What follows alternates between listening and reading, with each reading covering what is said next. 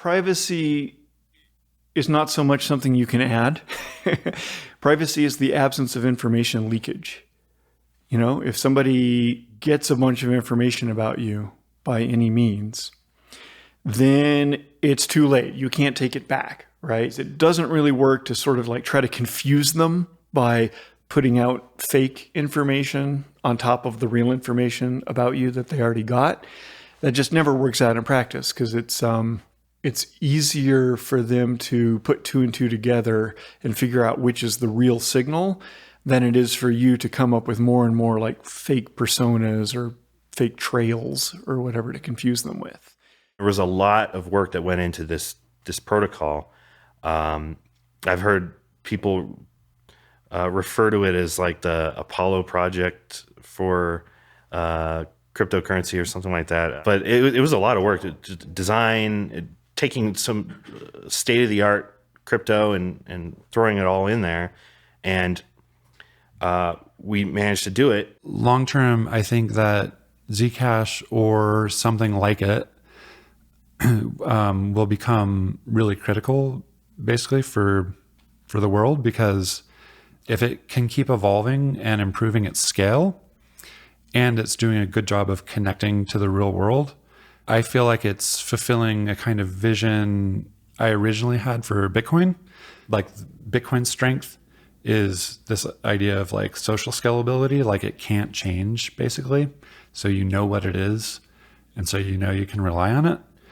But what if it needs to change to survive? I think my vision for Zcash is to like thread that needle well, so that more and more people can rely on it, but it can evolve and adapt to be more scalable, more private, and more integrated with everything.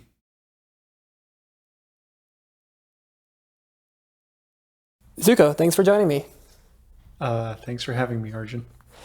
You wrote the first blog post ever written about Bitcoin, which Satoshi even linked to on the original bitcoin.org website. Could you walk us through how you got into Bitcoin so early and what initially drew you to it? I was really into Bitcoin-like things before Bitcoin.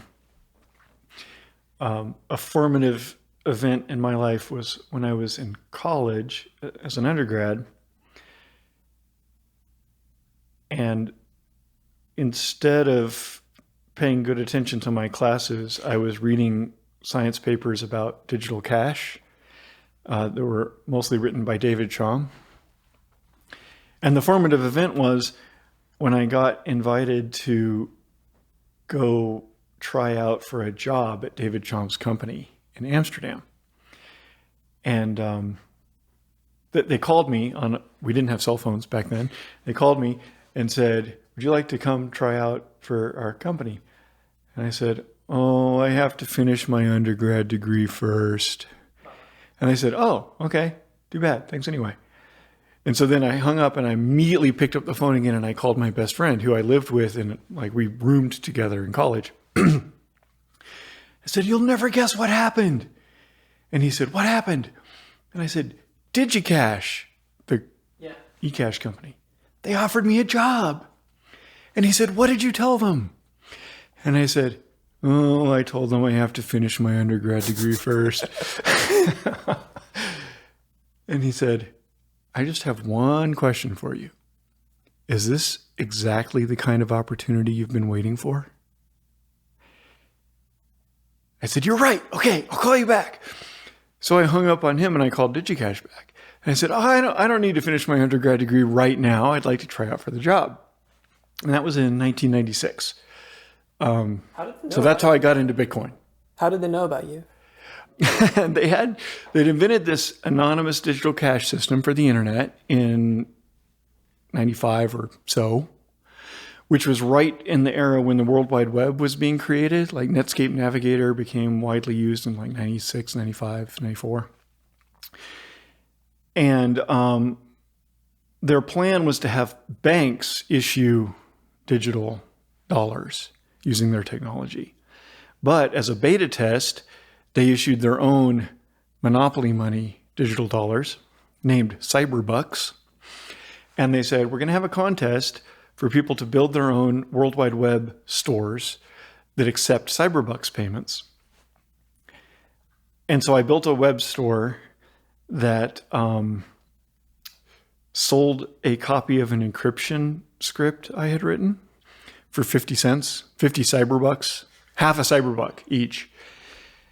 And then like a while later, the reason they contacted me was they said, you had the most profitable cyberbucks store of all, except we excluded all the porn and gambling.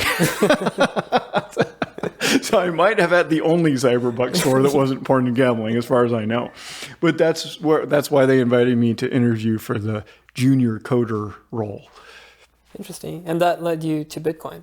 I wanted to invent something like Bitcoin. So Digicash eCash, as it was called, had a kind of cryptographic privacy built in. And there was an interesting wrinkle.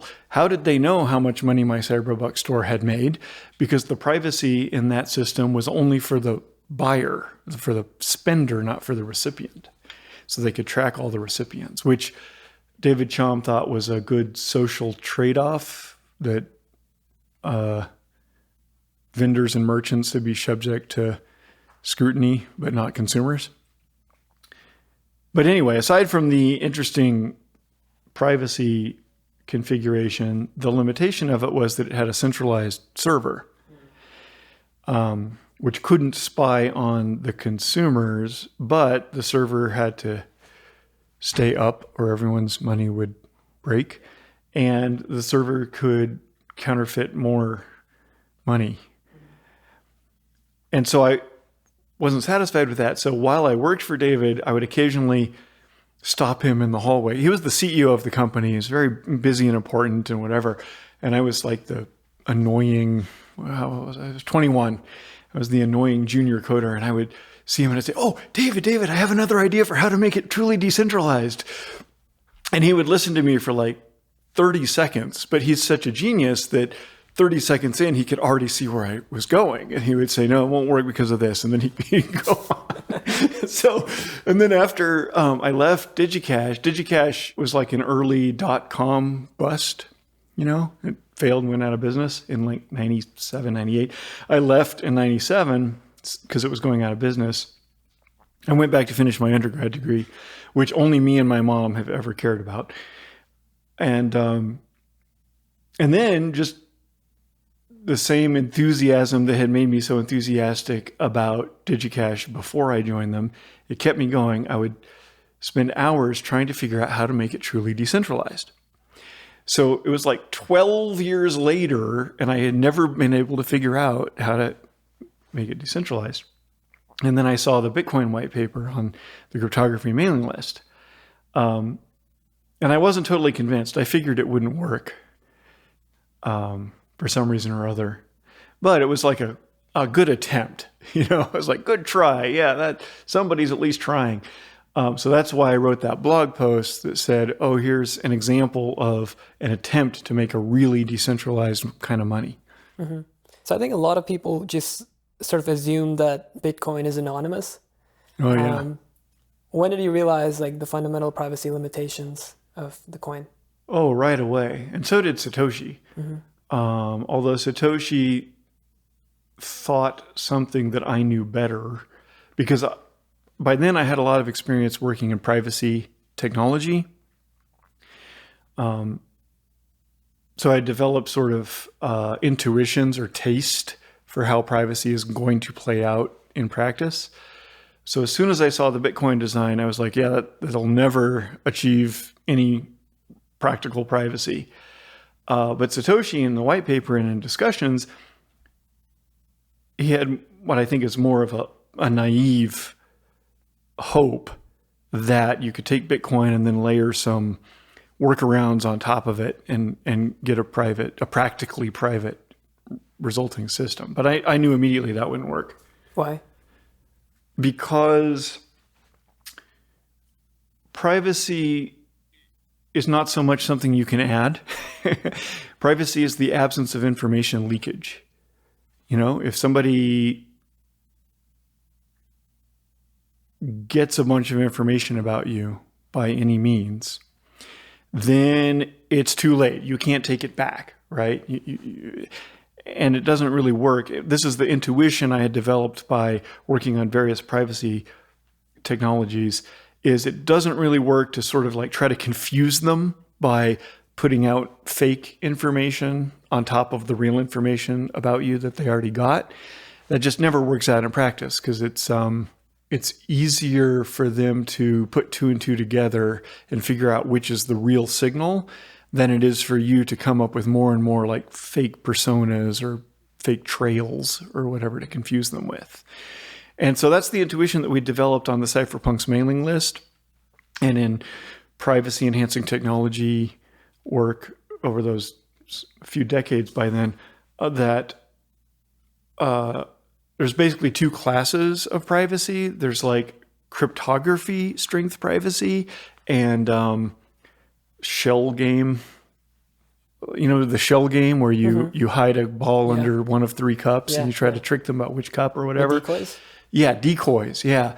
And the cypherpunks and the cryptographers for the last few decades, since modern cryptography had been invented and had become a public good instead of a military secret, they've been trying various experiments and learning from them. And they and I had settled on this intuition that like, there's no middle ground. You either have the kind of cryptography and the kind of security which even a supercomputer the size of a star will never be able to break for the rest of the lifetime of the universe, or you have bullshit that eventually your little sister is going to be able to download something that breaks it. So I guess like this knowledge kind of motivated you and a few other cryptographers to launch Zcash. Yeah. So the next step for me was when I saw, trying to remember who said it first. I think it was Andrew Miller, who's one of the co-founders of Zcash, but he and I were friends before that and collaborators on secure decentralized internet technology. And I think it was he who first mentioned to me, there's this new thing called SNARKs, and it's going to be really powerful. And then I saw these science papers from these scientists, Matt Green and a bunch of collaborators, that showed how you could use this zero knowledge proof or SNARK technology and combine it with Bitcoin style decentralized currency. And as soon as I saw that, again with these intuitions, right? As soon as I saw that, I was like, oh no, that's the first thing I've ever seen that could actually work. Mm-hmm. And so for the listeners who might not be aware, what is Zcash? Zcash is a cryptocurrency that's like Bitcoin, except that the transactions are end-to-end encrypted, so that only the sender and the receiver can see the contents of the transactions, like the address of the sender and the address of the receiver and the amount of money transmitted. All of that's end-to-end encrypted so that everyone else in the world sees nothing but ciphertext, which could not be broken even by a star-sized quantum computer or whatever. And only the people who need to know can see the contents of the transactions. I've often heard you describe it as unstoppable private money. Mm-hmm. I just want to break that down. What does that actually mean? So unstoppable private money. Yeah, unstoppable private money. That's the brand of Zcash. My brain is freezing up because I really think the unstoppable and the private are kind of the same thing as each other. It's just, it makes a better slogan if you say unstoppable private money to differentiate it from like Bitcoin and stuff, which people think of as unstoppable, but is actually stoppable because it's not private. And money, my brain's freezing up again because money is a huge concept that no one, including me, understands. Where do you see Zcash fitting best? Like, would it be digital gold like Bitcoin, a store of value, or is it used for day-to-day payments? Maybe both? I think the really cool thing about money as a technology and the internet as a technology and things like Zcash is that what they turn into is determined by all these independent people and groups using it how they want to use it. There's no brand or centralized coordination that can determine if it's going to be more like digital gold or more like digital cash or whatever. That's an emergent property of the behavior. Now, Bitcoin itself just has this unfortunate technical limitation that it currently can't be used as digital cash just due to lack of scalability. But aside from that, like if you did have scalable private money, then whether people treated it as gold or as cash or as something else would be out of your hands and maybe even out of your knowledge. Yeah. Right? Like, what are people currently using Zcash for? We don't know. There could be $1 million deals happening on Zcash and no one, including me, would know. People can be buying Chipotle burritos with it and no one would know except for Chipotle. And your Twitter account. Yeah, and people post about what they use Zcash for. But that's what they choose. This is something I really like, is that privacy is not about hiding or secrecy or being more isolated from society. Privacy is about you getting to choose. So a lot of people choose to post their Zcash transactions on Twitter, which is awesome because that's what they want and they get what they want. I guess you don't even know the is there an approximate way to know how many people are using Zcash? How many unique addresses? Not unique addresses per se, because the addresses are also never published. Like that's a big difference technically between Bitcoin and Ethereum and Zcash, is that the Zcash addresses never get posted to the blockchain. So if you have a Zcash address, no one even, A, knows that you have one, unless you choose to tell them, and B, they don't know what the address is, unless you choose to give them a copy of it. But we could look at the number and basically the number of transactions that are happening on the blockchain, because that is visible, because every time someone makes a transaction, they have to pay a fee and post it and get it replicated across the Zcash blockchain. Yeah, but you don't see the transaction details. Yeah, so you don't know how much it's worth. Yeah. You don't know how much Zcash is in there. Mm-hmm. And you don't know to which address it's going or from which address it's coming or anything. So what's that number around? I don't know. Haven't looked it up in a few weeks. Okay. It's actually interesting. It's kind of hard to measure because you can't necessarily tell if you post, and Sean could interrupt me or start waving if I say something incorrect. You can't necessarily tell if you post an encrypted Zcash transaction, if it contains 10 different payments to your friend or one payment each to 10 of your friends. So that's one way that it can be a little bit ambiguous even when you look at the blockchain, how many people are receiving Zcash that day. Yeah, so I think that technological progress can often outpace moral progress. And so one of the criticisms I often hear is that people just don't care about privacy. And they'd rather sacrifice their privacy for convenience. And I'm curious if you think that faction of people exists, and what's the best way to convince them about privacy so that it's no longer just a niche concern? That's a good question. First of all, if there are people who have that preference, then I support them. I'm very, I like the fact that people have different preferences for me and they get to do their thing instead of doing it my way. And so I think it's totally valid for a lot of people that they would rather have convenience. Convenience is really important in a lot of cases. I think two things that disagree with a lot of conventional wisdom. One is, I think there doesn't have to be a trade-off where you get worse usability in return for getting better security. I think instead, good security is good usability. The best usability is when you get what you expected and you don't have to learn anything or do anything to get it. if you make a Zcash transaction, you get more or less the privacy/security that you expected, which is like the person knows you paid them and other people don't. If you ask random people what they would expect, I think most of them would think that's what they get from Bitcoin, which they totally don't. But they don't know that yet because since privacy is just, or the loss of privacy is just information leakage, it's invisible to you. If someone's spying on you, there's no reason you're going to know that until they use it against you, right? Blackmail you or track you down or something. Then you're like, oh my God, somebody must have been spying on me or I wouldn't be in this position, right?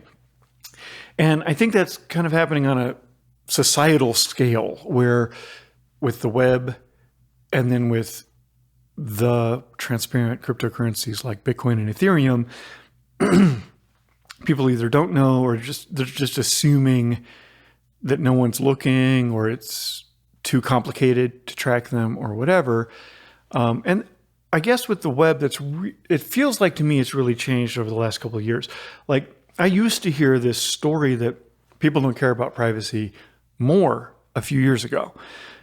And at the time, it seemed like it was partly propaganda from Google and Facebook. Like I would read these science articles saying, we did some experiments on some consumers and we found out they don't care about privacy. I'd find out that this was like paid for by Google. Because that whole Web 2 industry is funded by advertising, and advertising depends on spying on the consumer. So I think for until recently, people were assuming that either no one was spying on them or the people who were spying on them would only use it for acceptable uses or whatever. But to me, you tell me if you think this, but I feel like that's really changed in the last few years. I feel like people are really dissatisfied and distrusting now of that model. Yeah, I do kind of sense that, like, especially in terms of meta and social media. And Naval had this one-liner, he said, like, privacy isn't important until it suddenly is, And so I'm really excited to see, like, El Salvador and other places adopt Bitcoin. But if you actually go there, you see that everyone's holding their coins on custodial wallets and doing KYC, and so the government can literally track every single transaction they make.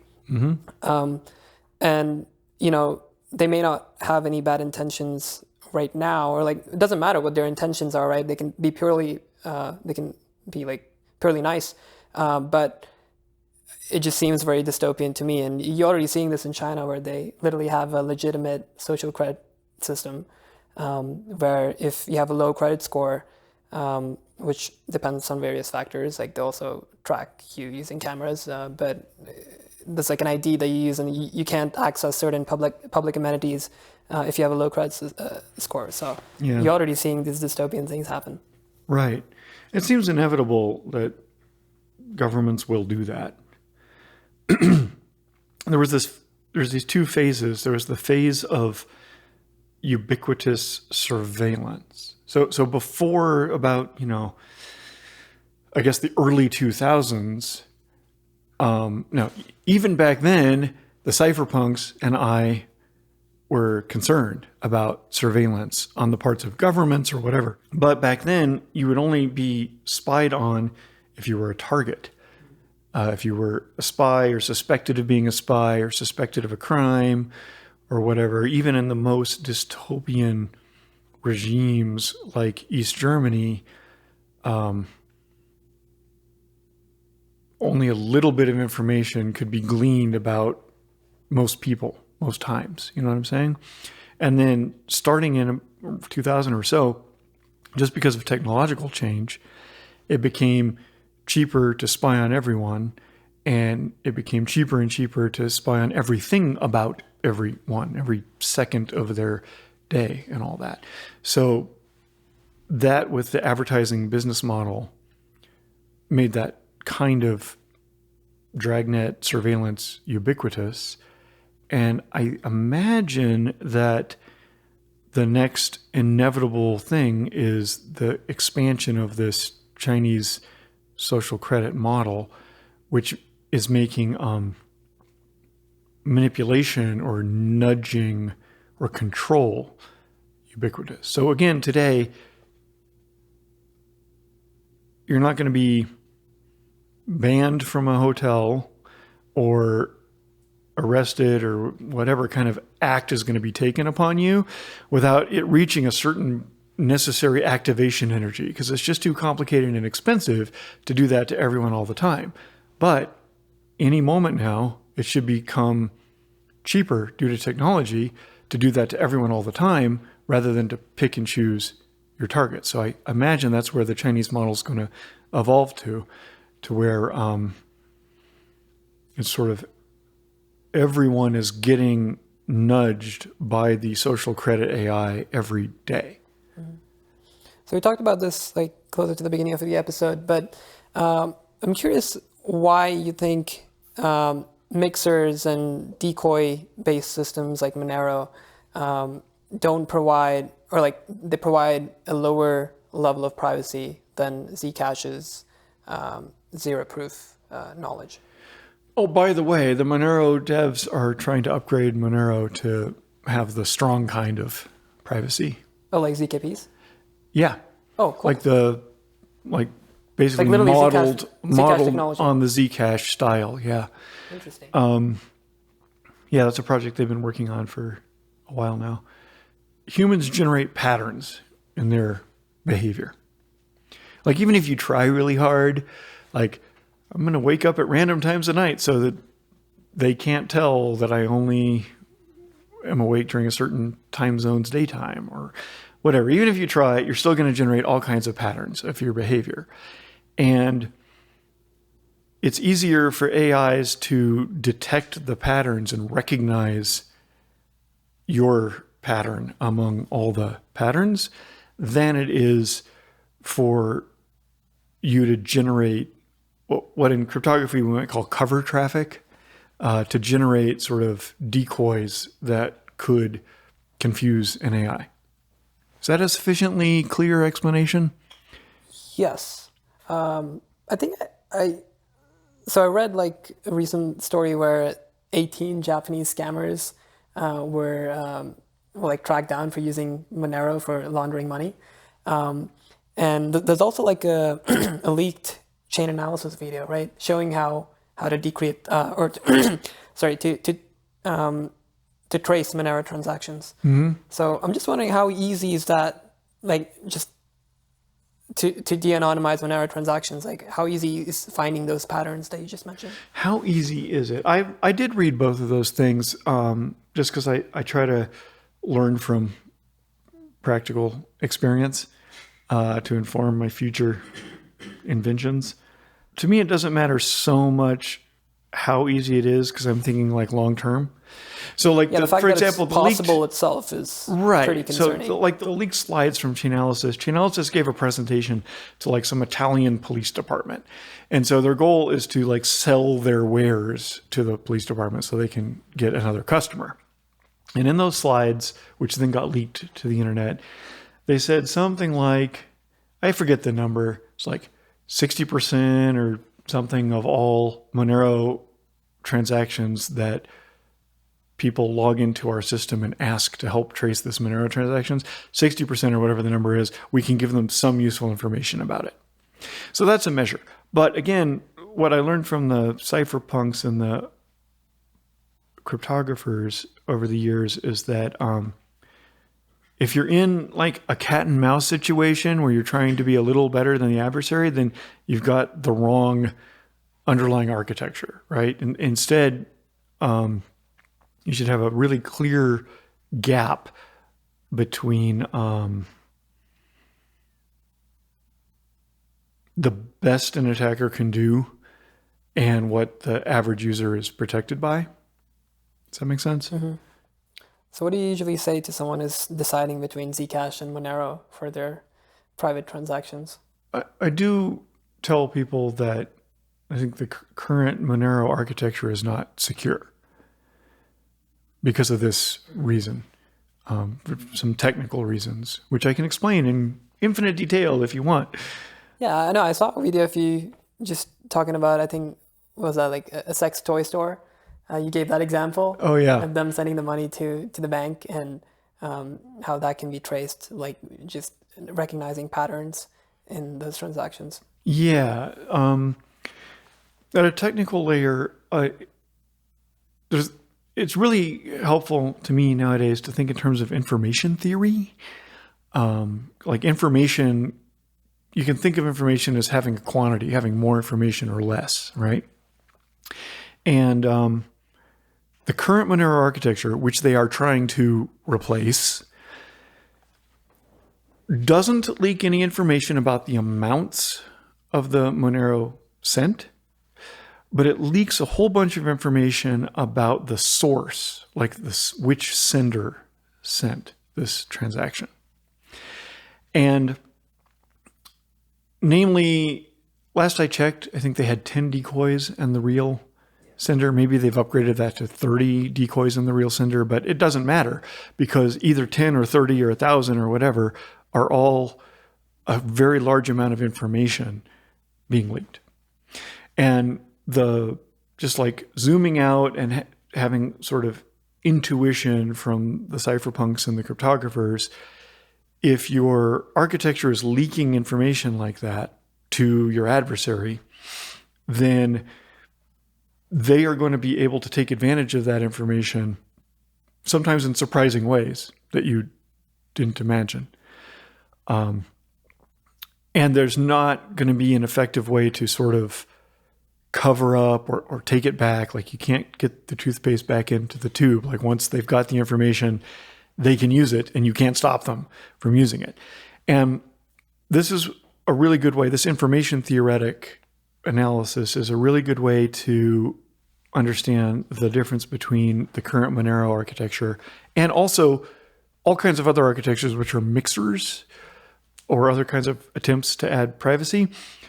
Is that where you're using a coin in the middle? So let's say like you have a way to like remove the trace of a transaction and you have that middle thing, but then you put it again into like Bitcoin or Ethereum, which is all public. So is that what you mean by a mixer? Or yeah. Sure. By a mixer, I mean a system in which a bunch of different users want to make a transaction at the same time as each other. And so the system bundles those together so that it's not obvious which output goes to which input.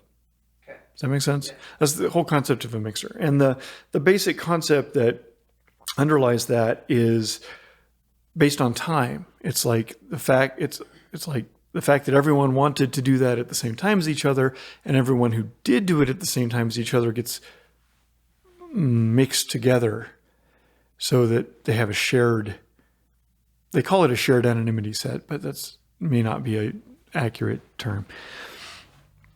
And so my point about information theory is that even if you're successful at combining all of these users simultaneously, even if it's 1,000 users or 10,000 users, you're still leaking a great deal of information about you, the one user.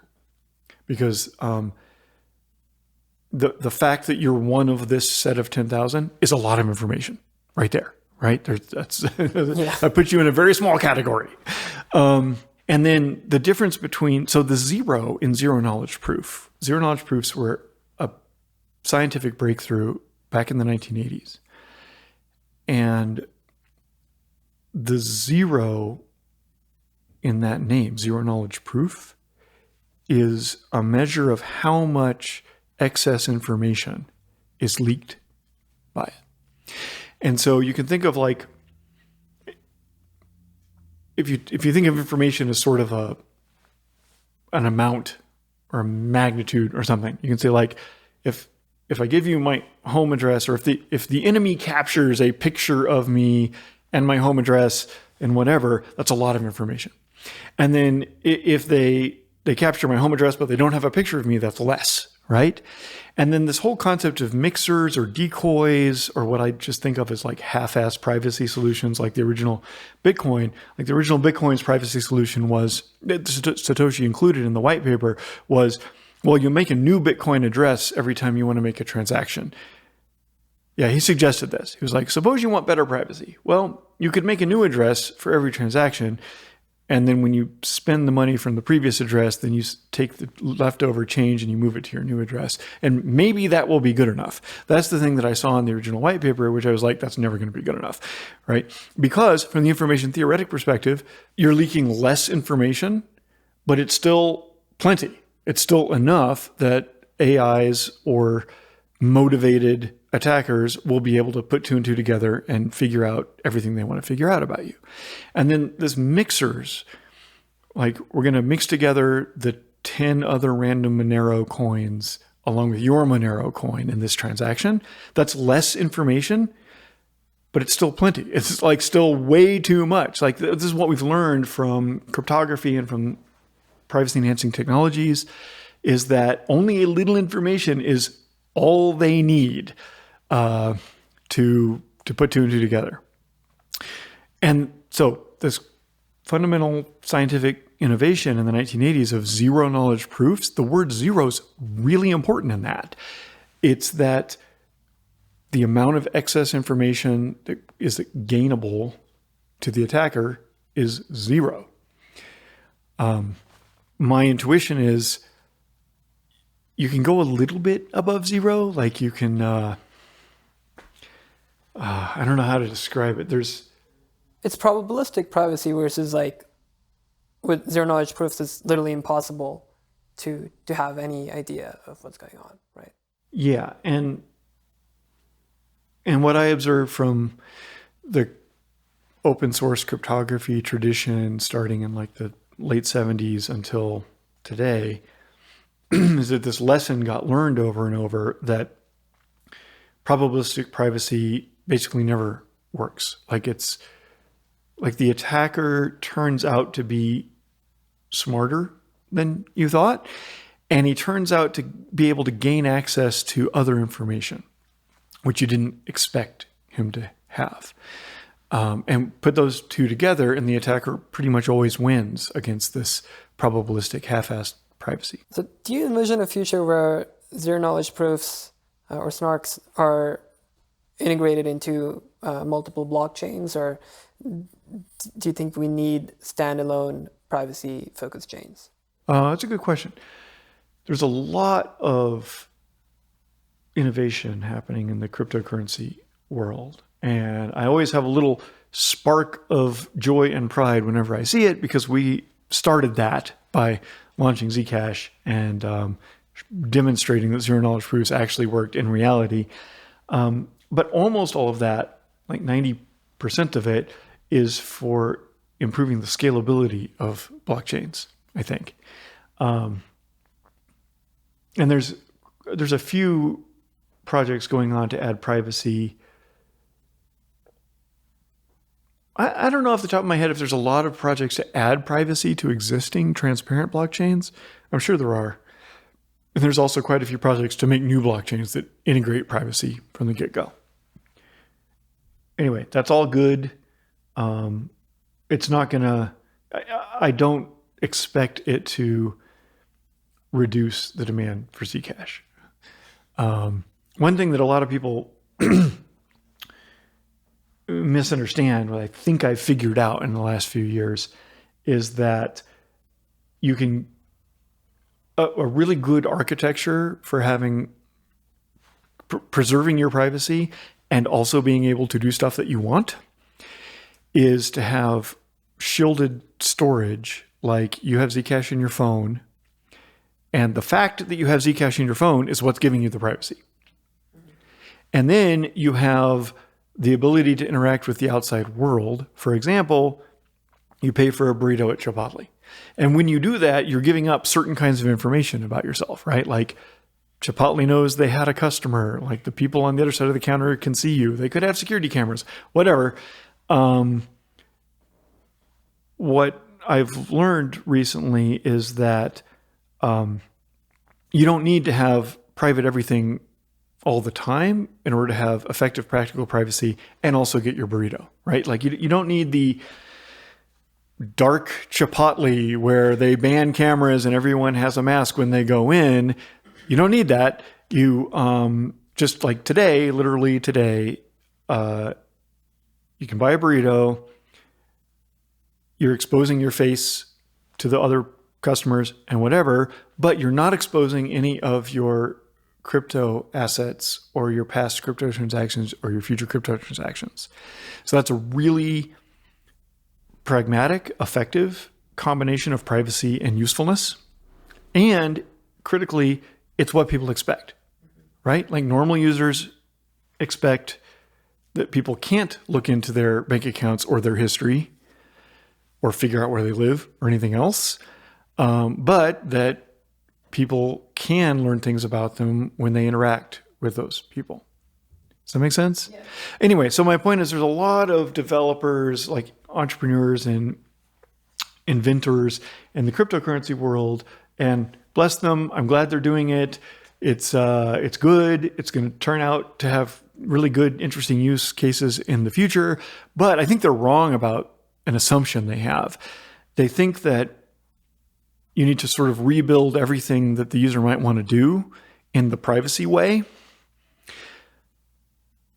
And I think they're wrong. Actually, you can just use Zcash and then do whatever else you want to do. Like you want to swap some tokens for some other tokens on Uniswap. You don't need private Uniswap for that. It's better for Uniswap to be publicly transparent so everyone can see how many tokens there are and stuff like that. And also, it wouldn't really improve your privacy if you had private Uniswap. So my point is there's people working on inventing a bunch of things like private Uniswap, which I think are kind of useless. I think transparent Uniswap is better, and you get privacy by using transparent Uniswap with private Zcash. Mm-hmm. But we'll see. I could be wrong. And I also heard you say that privacy comes from money at rest and not money at in flight.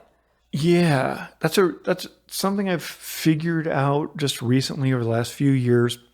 We were working with Zcash, and it's like there's the mainstream thing that almost everyone believes, which is totally wrong, and I figured out that they're wrong.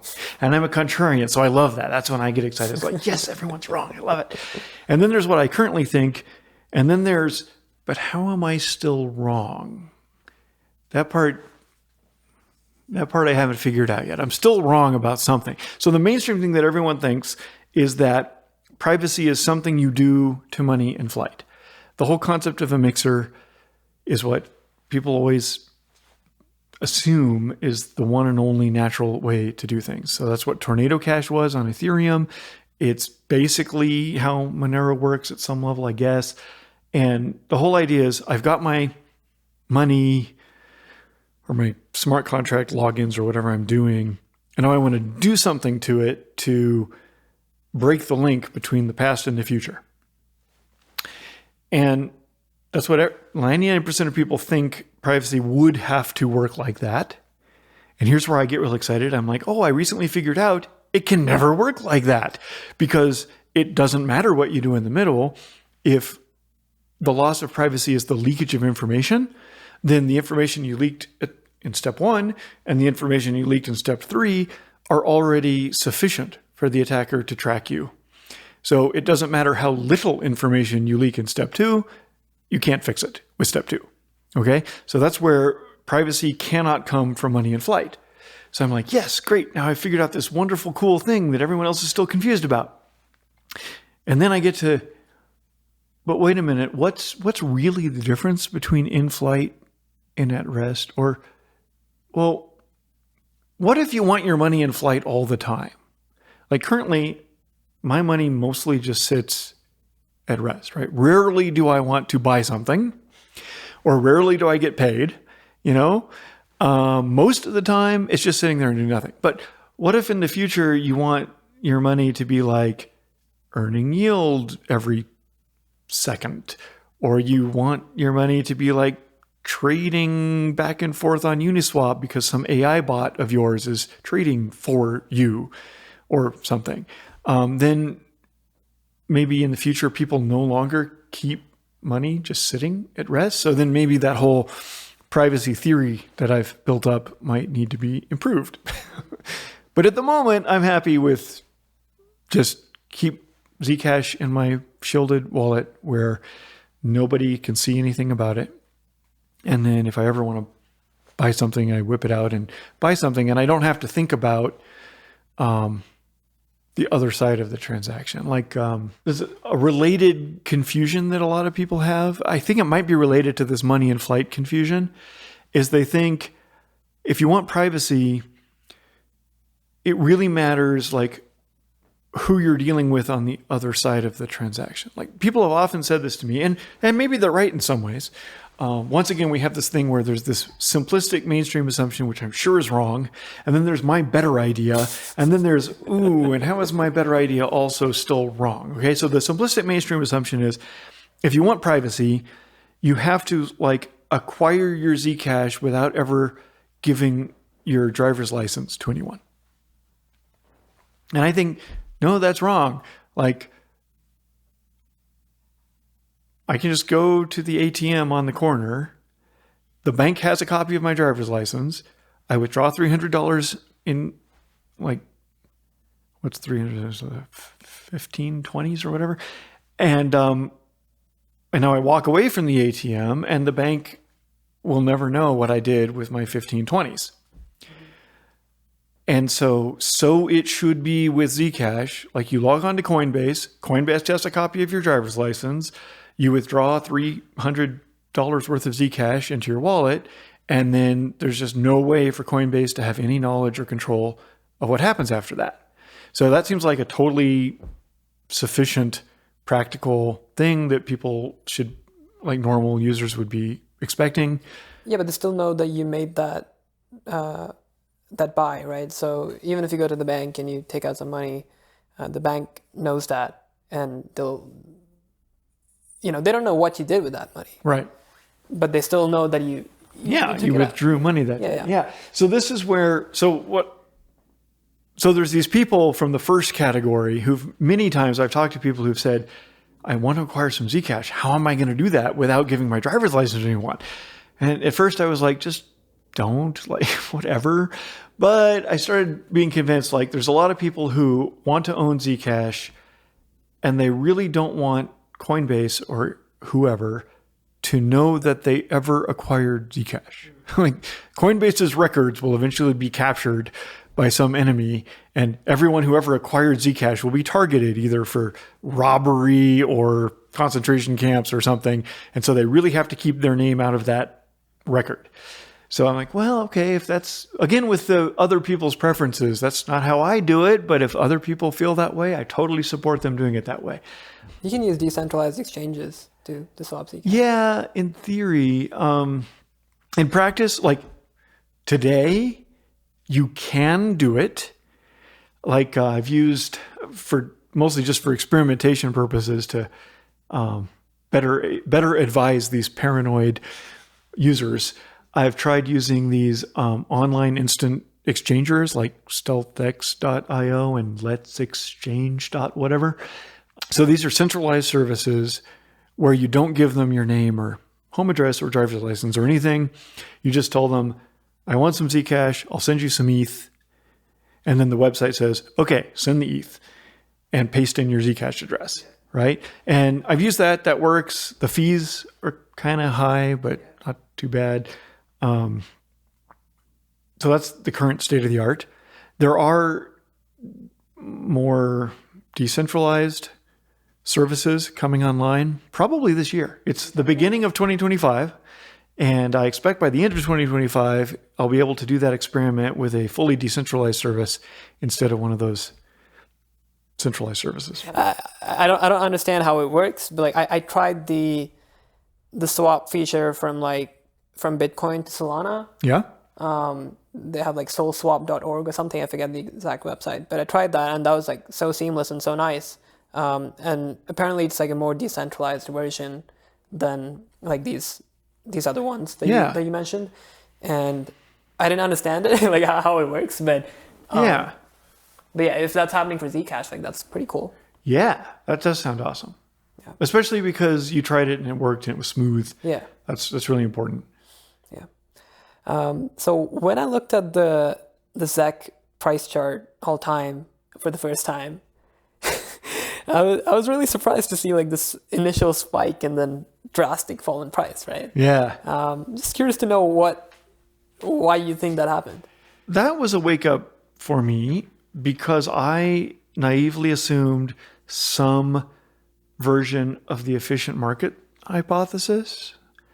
So before Zcash launched, we did a lot of work to make sure all the facts were publicly known.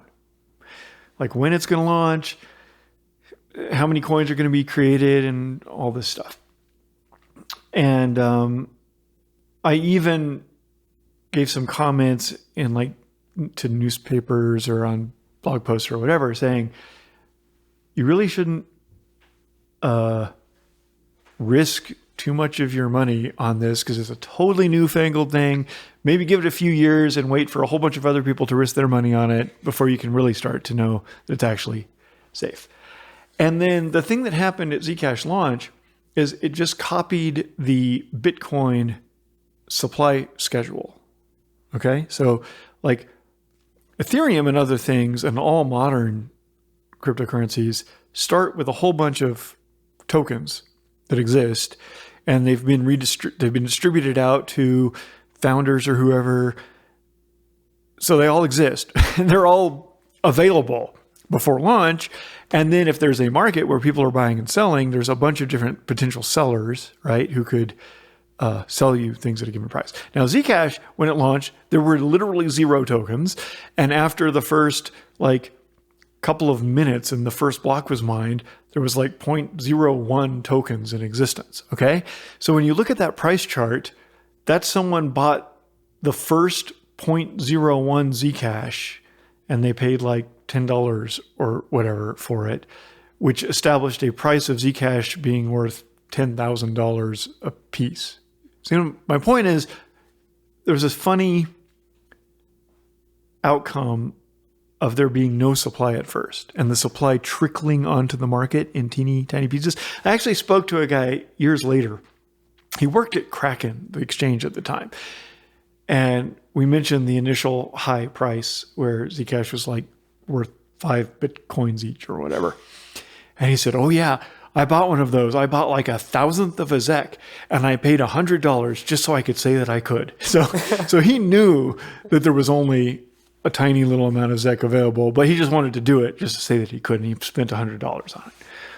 Anyway, that was a long-winded story that you could totally cut from your podcast, but the reason the price was super high of Zcash in the first couple of weeks was because there was no supply, and price is determined by supply and demand, and there was only 10 ZEC in existence halfway through that period. But a lot of people were excited about it, I guess. Yeah, there was demand, right. But the main thing is there was no supply. You can see that if you look not at the price history, but at the market cap history, right? Because the market cap is equal to the current price times the current supply. That's a better number to look at because if more and more of the coin gets issued and the price stays the same, that means everyone all put together is valuing that thing higher. Make sense? So the market cap is a measure of the aggregate value on the thing over all people, whereas the price is a measure of the value to one person of that thing if they bought it and sold it at different times.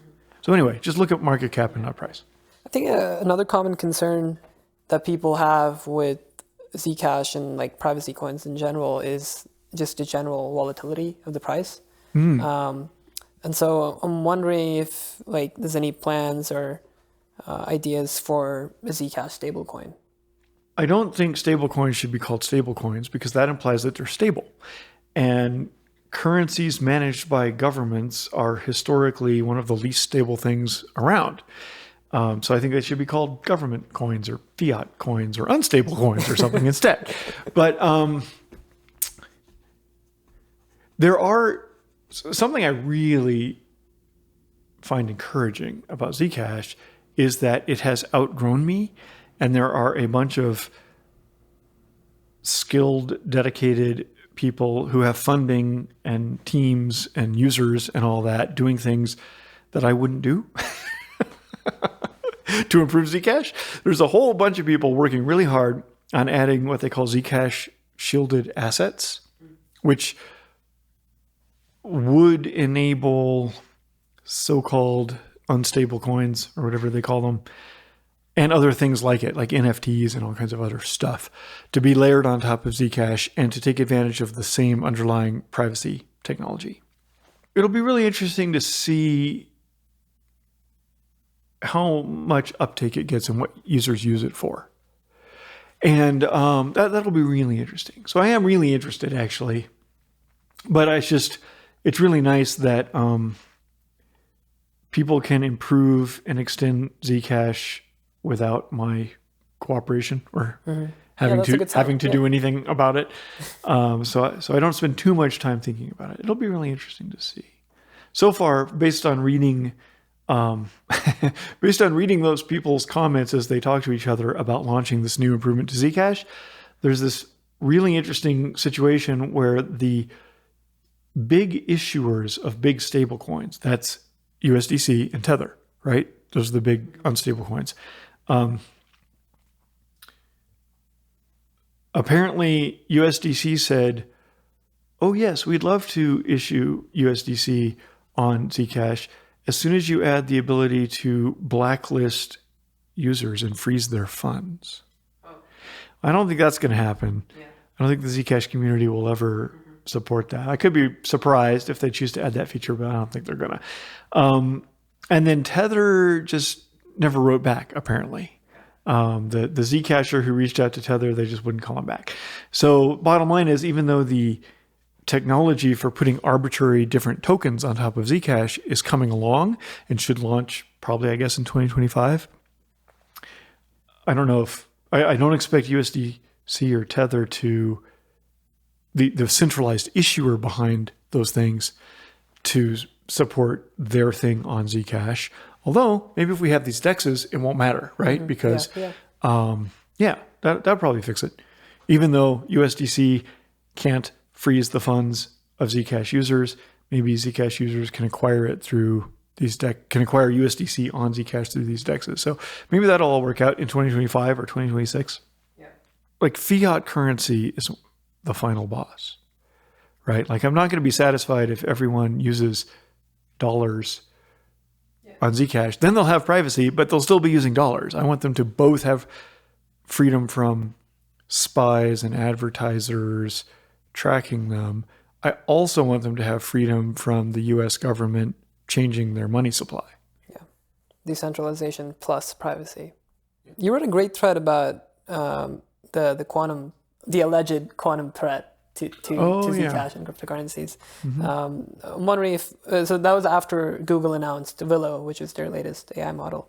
I'm wondering if you can just sum up those arguments for us. There's a lot of stuff about quantum computation.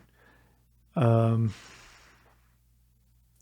is one of those things I've changed my mind about. For a long time, I mostly thought it's just exaggerated and we should basically just ignore it. It's a distraction. Like the NSA, the National Security Agency of the United States, has been going on and on about post-quantum cryptography for like decades now. And I don't trust the NSA and I don't necessarily respect their technical acumen. So I just ignored all that. And then I would read these headlines about 2 or 3 years ago, like the government of China just spent $10 billion on new quantum computers. And I said to myself, or research to invent new quantum computers. And I said to myself, okay, if the government of China will spend $10 billion on it, then it's definitely a scam and I should definitely ignore it. Somebody's milking the government of China with some bullshit. Okay, fine. But then about a year ago, I think, I read this blog post by Scott Aronson. I hope I'm getting his name right.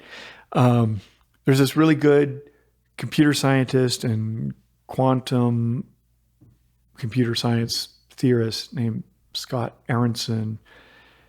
And he said the companies trying to commercialize quantum computers have finally gotten like something demonstrable enough to prove that they're heading in the right direction. And I predict, says Scott, that they'll keep going now and they'll get more and more funding, and we will actually have a quantum computer that actually does something within, I forget what he said, like a decade or two, something like that. So unlike the NSA and the government of China, I trust Scott Aronson. So I've decided to actually care about quantum computers now. But for Zcash and for a lot of computer technologies, it's not that complicated what we need to do. Like, we don't need to predict when it's going to happen or if it's going to happen or anything like that. And we don't need to invent anything sophisticated. We just need to do a whole bunch of engineering to upgrade our encryption algorithms.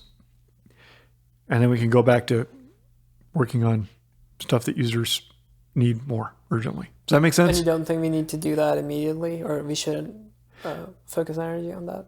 That's a good question. There's this really big difference between if a quantum computer is threatening to forge your signature versus if a quantum computer is threatening to decrypt your messages. And the difference is whoever, Facebook and the government of China and everyone, Russian hackers, can save copies of all of your messages today and store them and then decrypt them in 20 years if they develop some way to do that, right? But they can't forge your signature until 20 years from now when they have developed the ability to forge your signature. Right. Okay, so confidentiality against future breakthroughs is urgent and should be a priority. But integrity or unforgeability against future breakthroughs is not, until you have some reason to think that the threat is imminent. Make sense? So I'm convinced that we should go to the effort as soon as is practical to upgrade Zcash and HTTPS and Signal and everything else so that future breakthroughs can't decrypt people's old messages. But I don't think we need to hurry to upgrade Zcash to be protected against future breakthroughs forging things, because we can fix it before then.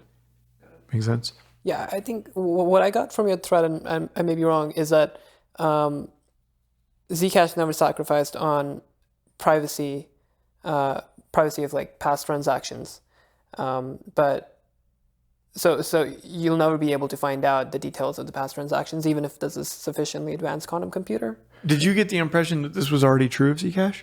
Yes. Only in some cases is the current situation. And I'm pretty proud of it, like based on the limitations of the science and the technology 9 or 10 years ago when we started designing Zcash. That was the best we could do at the time. And with the current Zcash protocol, like you, Arjun, I hope I'm not doxing you, just edit this out if I'm giving away your secrets, but you've got Zcash in your pocket. And you have an address, a Zcash address, which you show to people if you want them to pay you, right? And the current state of the art of Zcash is 20 years from now, if the evil interstellar empire or whatever has built a quantum computer and now they want to figure out what transactions you were making back in 2015. If they can get a copy of your Zcash address, then the quantum computer can use that to decrypt your past transactions and figure out which transactions were yours. Okay. If they can't find a copy of your Zcash address at that time, then they can't. So it's partial privacy, and I really don't like that because of the principle that user experience is king, and the best user experience is that users get what they expect, right? So anytime there's an opportunity for user education, like you make a tutorial or an advertisement or whatever, and you're like, dear users, there's a big difference between when the future interstellar empire has your Zcash address versus when they don't. that just shows that this is a bad situation. It's a bad architecture. You can't be teaching users complicated, weird stuff, which doesn't make sense to them. So anyway, Zcash is way better than anything else today, but it's definitely not good enough, is my answer. Can you tell the story of the encrypted love node in the blockchain? Okay. Once upon a time, there's been many encrypted love notes in the blockchain stories at this point. The first one was right after Zcash launched. Like, it was a few months old, I think. And this young woman, what was it? She had told me, I'm trying to remember how I even found out about this. Somehow she told me about how she had received a Zcash transaction.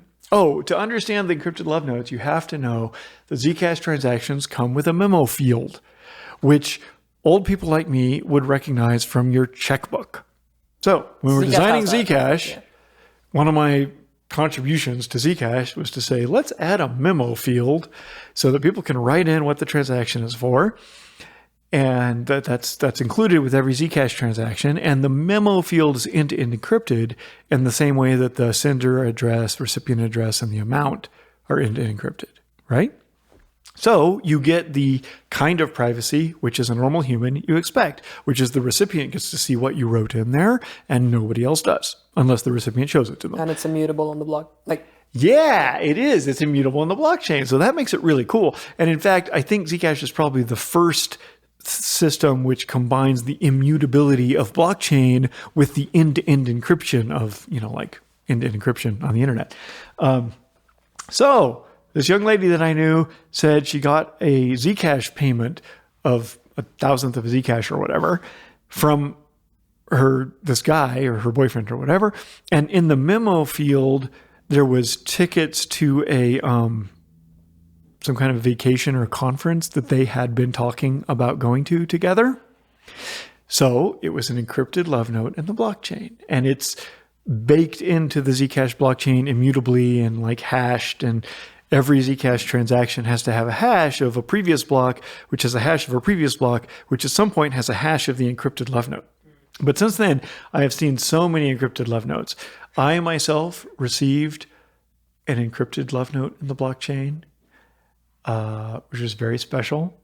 And many people, I've lost track, many couples have sent me photographs of, look, here's us at our wedding, or here's him proposing to me, and here's the Zcash blockchain involved in the ceremony and stuff like that.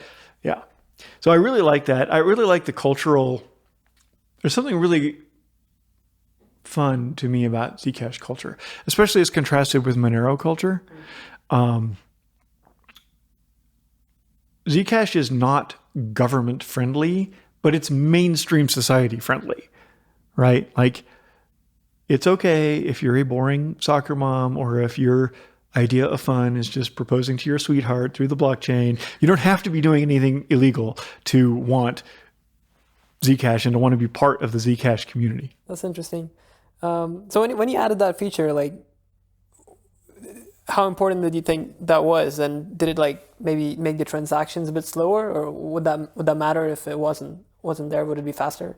It doesn't make them slower, but it makes them bigger. Okay. And then that's totally a problem. It's a huge trade-off, because Zcash isn't scalable like Bitcoin. Zcash just cloned Bitcoin's architecture, which means that all of the transactions get replicated to all of the users in the world, which means every added new user is a worse load on every node in the network. So it's totally not scalable, and having the memos makes it even worse. But I think it's really useful. Memos are an important part of the user experience and the culture of Zcash. Yeah. Do you see on-chain encryption and privacy sort of blossoming into entirely new cultural trends that we wouldn't have? Again, with how much I love diversity. I love people doing things I wouldn't do or whatever. So I really enjoyed it the other day, 2 days ago, when I saw these people talking about these Muslim people on Twitter talking about whether Zcash is halal, is that the word, or Sharia compliant, or whatever it is, like how Muslim or Islam compatible Zcash is. And one of them said, but the Prophet Muhammad wrote, if you look at your brother's letters without his permission, you are looking into the fire. So he's saying privacy is an important part of his culture. Anyway, I just thought I really like diversity. I really don't like cultural hegemony, where there's one group or philosophy or whatever that can sort of suppress or marginalize everything else. I really like diversity for better evolution. Yeah, we can learn more faster, discover wonderful new things. And I just like it. I just emotionally respond positively to different people having different religions and practices and whatever, to such an extreme that I even like the fact that when you have real cultural diversity, you don't even know it, right? There was this phase when I grew up in the United States as a child. It was a very culturally homogenous moment in time where there were only 4 TV channels and they all played the same thing with different faces saying the same message. And then I lived through this transition to the internet age where now there's 1 billion TV channels with lots of different things. But I really like the idea that nobody, even if they're on the internet, even if they're like the, they're the general of the United States Army or whatever they are, nobody really has any idea what people are doing, how many cultures they have, what they say to each other, what kind of religion they practice in the privacy of their homes. I want that to be so far out of control, of centralized control, that it is even out of centralized knowledge. You don't even know it exists. I don't know how I got onto that. What was your question again? No, do you see? That's really interesting. But do you see Zcash and Zcash-like technology evolving into entirely new cultural trends? Yeah, that's a good question. Because, as you said, with the internet, that's also a kind of technology that you saw so much more diversity. And I think that's one of the best things about the West is and the Enlightenment values in general is that we will respect if you're different from us. There's that criticism involved, right? So you can always criticize ideas, and I think that's the best thing that's different from the static culture view. And there's been plenty of static cultures throughout history, all of which have failed. Right. But the West is uniquely the society that's survived for 300 years or so now with the Enlightenment, and we have a unique kind of tradition where it's it's a tradition that's based on correcting ideas, so constantly improving and making progress. Whereas all the traditions in the past, they were trying to keep things the same. Mm-hmm. Yeah, it's a good point. So I don't know the answer to your question about culture. Yeah, it's kind of unpredictable, I guess. I guess what I was thinking more my brain went is that I want to see and expect to see Zcash becoming part of disparate cultures. A really good litmus test for how do you know if a thing is actually decentralized or decentralized enough? And the answer is it's being used by people who are mortal enemies with one another, but they're both using the same infrastructure or money, currency or whatever. Well, Zooko, this has been really fun. Do you have any final comments, any plugs or any recommendations for our listeners? Thinking about something. I was trying to think big picture, 100 years from now, is there anything that's going to matter about Zcash? And if so, what? And what I thought was the one thing that's most likely to matter 100 years from now is that Zcash is self-sustaining. It's self-funding, so it doesn't depend on a corporation or a government or a billionaire or whatever to keep evolving and improving. Kind of like Western civilization. It has to keep evolving. So I can't wait to see what happens next. Awesome. Well, thank you so much. Thanks.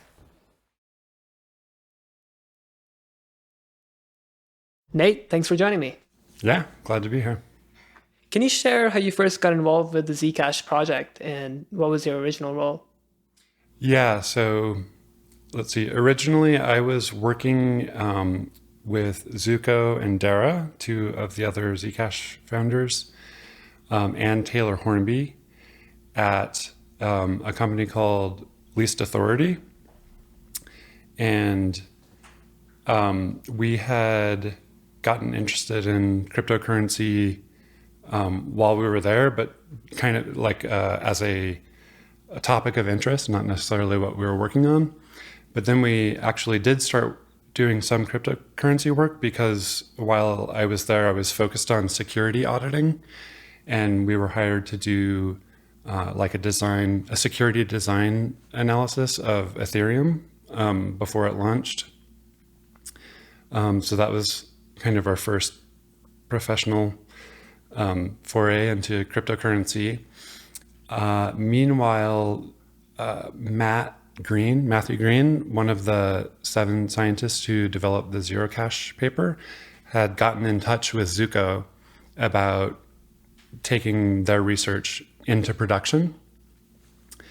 And then Zooko agreed to do that, and we sort of formulated this plan to kind of do a spin-off from Least Authority and focus on bringing Zerocash to production. And that was the genesis of Zcash. So originally my role was like lead engineer, I guess was the title, or chief engineer, something like that. And that's how I got started. You know, I've often heard people say, why do you need privacy if you have nothing to hide? I think Edward Snowden had like the perfect one-line takedown of that, where he said, if you say like, if you don't need privacy if you have nothing to hide, that's like saying you don't need free speech because you have nothing to say. Yeah. Right. And I just see like a lot of misconceptions about privacy and Zcash in general, and I'm wondering like what are the biggest ones you've seen? Yeah, I think it is kind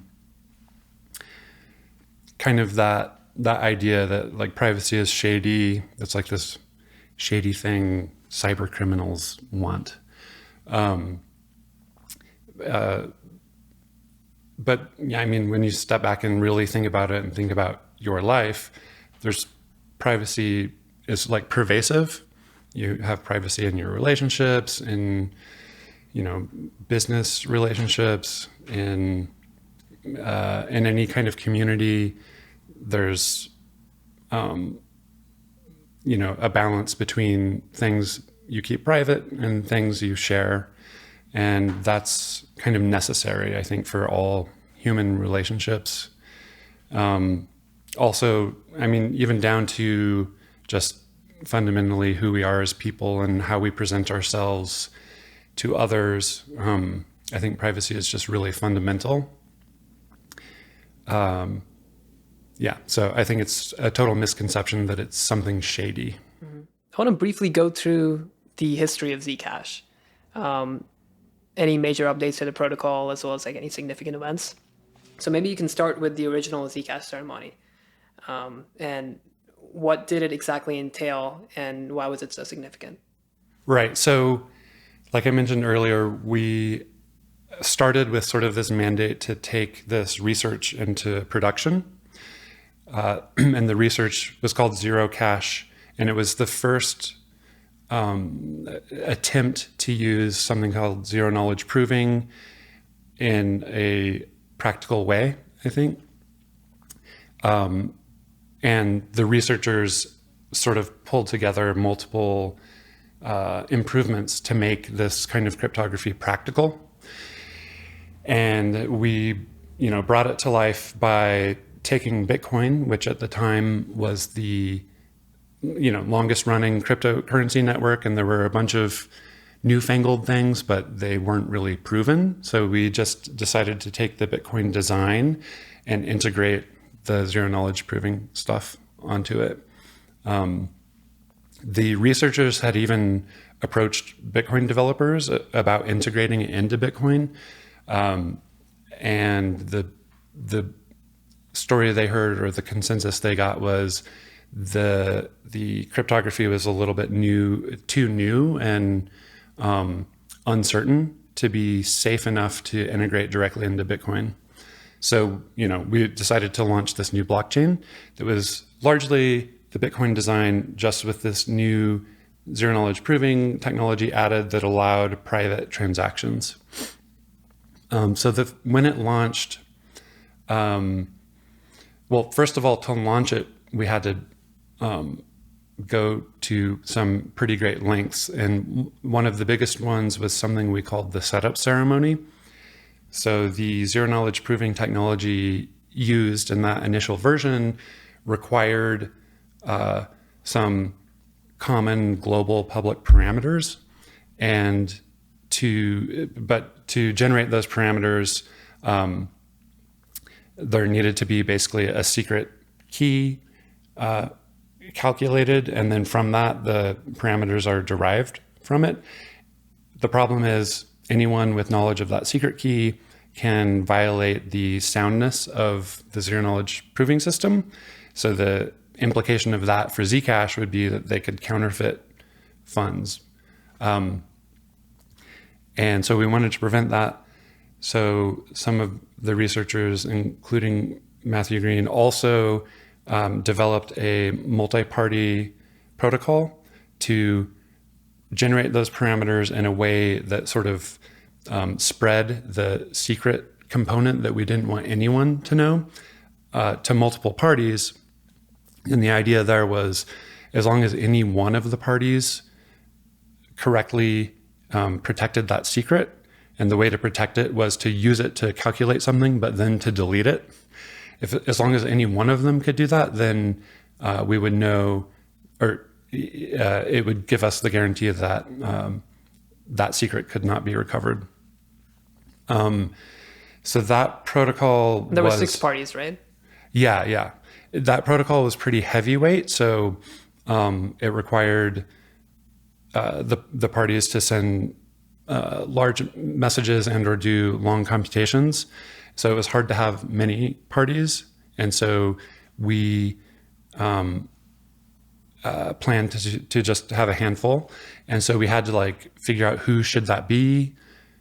How do we get them involved? How do we plan this thing? The actual process we used for production, I think it took maybe 2 days or 3 days. And it was the sort of process where, different participants are doing different things and everyone else needs to wait until they finish. And then that person needs to instruct others to do their part.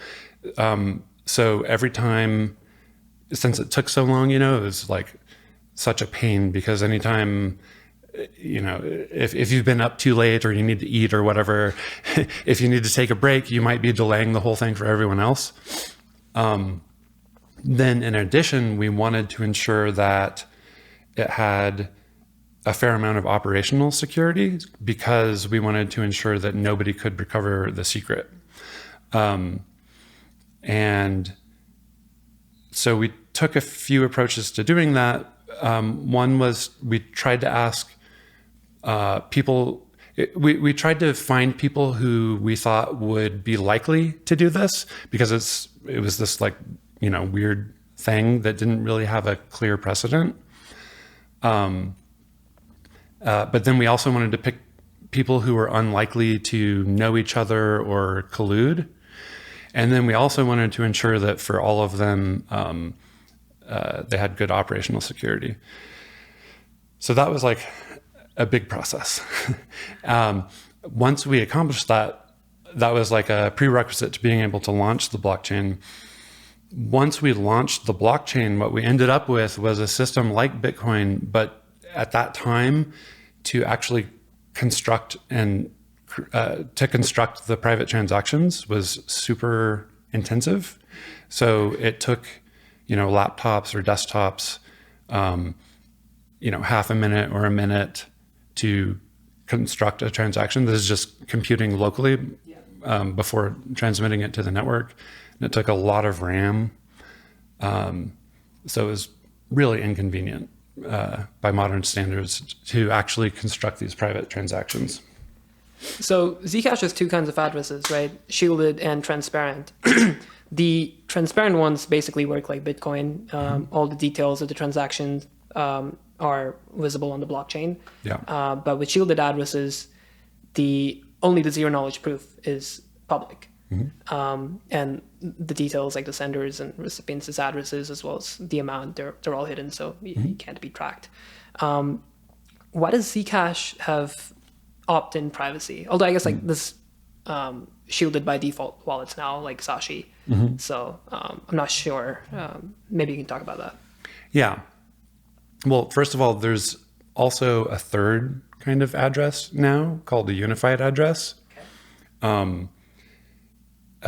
So the purpose of a unified address is to make it simpler for users over time. If we can migrate all of the wallets and services to use unified addresses, users won't have to understand what are these different address types and what are the implications. Instead, their wallets will help them make a good choice if it's a good wallet. So was the question, what was the motivation to have opt-in privacy? Yes. Yeah, there were a few things going into that motivation. So one was kind of a practical deployment and ecosystem consideration, which is, hey, this system is very much like Bitcoin. It would be nice if we can reuse a bunch of Bitcoin infrastructure and code. So let's preserve the Bitcoin transaction functionality and just add the private functionality into it as like another piece. But then there was also the fact that we thought sometimes people want transparency. And so it seemed good to give users a choice. And sometimes people think that this is a flaw compared to if the protocol only had private transactions. And I understand why people think that, but I think like ultimately at the end of the day, the actual privacy people have depends on kind of the end user software that they're using and what choices it makes. And that's what determines privacy. So if the protocol allows privacy, then good wallets, if their users want privacy, should use that privacy. So I don't think it depends on the protocol as much. And like there's some analogies and some other ways to think about this, but I'm like another way to think about this is, as we move forward, the cryptocurrency landscape is going to continue to grow and interoperate more with itself. And then also it's going to be connecting out to the real world. And users are going to want to be doing many different things. So I think wallets are going to need to use multiple different protocols. And so those wallets have the same challenge as all other wallets that want to be practical. Like they have to figure out which protocol to use in which cases. So I think Zcash, the protocol as it is good and fine for privacy as long as we have good wallets. And these days we're starting to get some pretty good wallets. Yeah. So the Zcash ceremony, which we just talked about, relied on this trusted setup. But with the Halo upgrade, which I believe was led by Sean Bowe, Zcash no longer relies on that trusted setup. Is that correct? It's a little more subtle than that, but that is a major motivation for Halo, along with a different thing, which is around the ability in the future to have better scalability. But the reason it's subtle is there are still funds that were created by the older zero-knowledge proving technology, and those can still be spent. So over time, I would like to see the older technology sort of phased out. And so over time, the benefit of not having the trusted setup will come into play more and more. And there's also even more subtlety because there also already is a kind of protection, because you can think of all the funds created by each kind of zero-knowledge proving technology as a group, and we call those pools. So the original shielded protocol that we launched with was called Sprout. So shielded funds that were created by Sprout live in the Sprout pool. We skipped over one improvement, which is called Sapling, and then we are now on sort of the third generation of zero-knowledge proving shielded technology, and that's called Orchard. There's a protection in the protocol, which is to ensure that the publicly visible supply can't go past the supply cap of 21 million ZEC. And we know how much should be in each pool. So the protocol just ensures that more can't come out of a pool than went in. Like, the implication of that, though, is like, if you have funds in a pool and then there's some compromise that allows counterfeiting, the counterfeiter can create new funds, but only in that pool. And then they might try to withdraw it and take advantage of that. But if they kept doing that, eventually the pool balance would reach zero. And then if you tried to move your legitimate funds out, the protocol wouldn't let you. So it would be really bad for you, but it's good for everyone else outside of that pool, because it's ensuring that the supply, the overall supply, isn't violated. So it's a little bit like, if you have a submarine, it can seal itself off internally if there's a leak anywhere. So if there's a leak, it's really bad for the people who are stuck in that chamber, but it's ultimately protecting the submarine itself. Mm-hmm.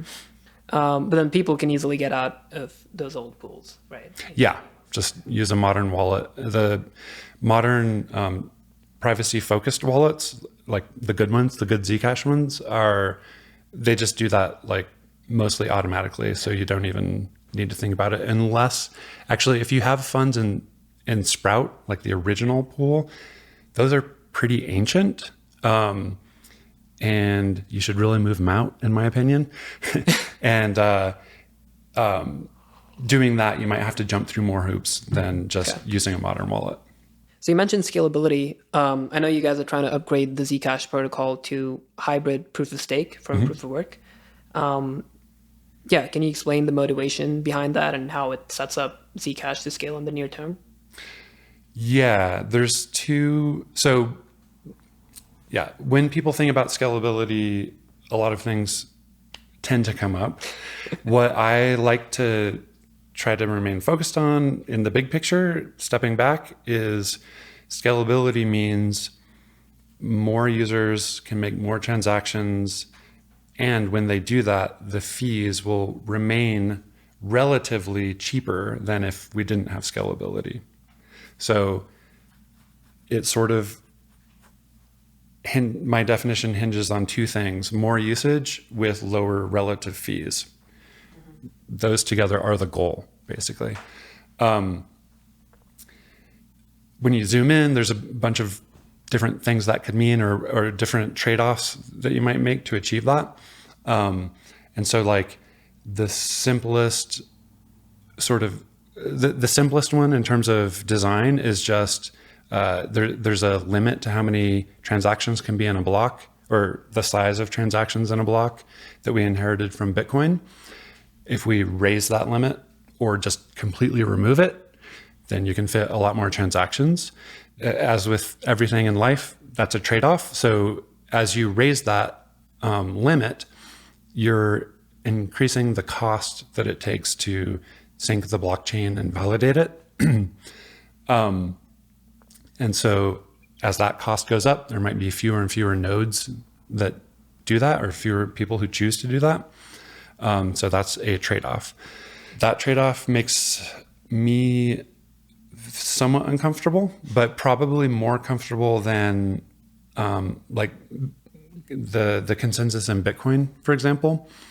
And part of the reason is the zero knowledge proving stuff, because in Bitcoin, if you want a node that can validate that all of the rules have been followed throughout all history, and there's never been a compromise of those rules, in order to do that, you download everything and check everything that it follows the rules, which is very straightforward. And there's a desire in the Bitcoin community, and I also share this desire, that you want that cost of validation to be pretty low, because you want anyone to be able, like, if I'm going to pay you Bitcoin, you are very cautious, you might want to make sure, is Bitcoin really reliable, and have I really received this Bitcoin? And the best way to do that is to run your own node that checks the whole history of every transaction, and then you have a really high assurance. And that's really awesome that you can do that on your own without relying on some institution to say, yes, this is legitimate. So that's the concept of finality, right? Well, finality is a little more subtle, but I would call that the concept of trustlessness, like the ability to verify for yourself that something is true, instead of relying on third parties just asserting that it's true. Finality is a little more subtle. That's where, if you come to a conclusion, you want to know that that conclusion will remain true even as time moves forward, which isn't true technically in Bitcoin. And so that introduces a bunch of complexity for what it means in Bitcoin is after you've done that, like I've paid you, you've done all the verification on your own with your own node. Now you've gotten paid currently, but in the future, that payment could be undone. How so?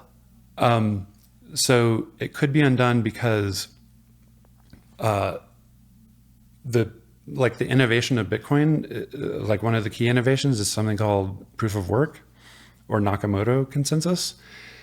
And what that gives you is when you're running your node that's downloading the history, that it's unlikely there's an alternate history that, let me see how to say this.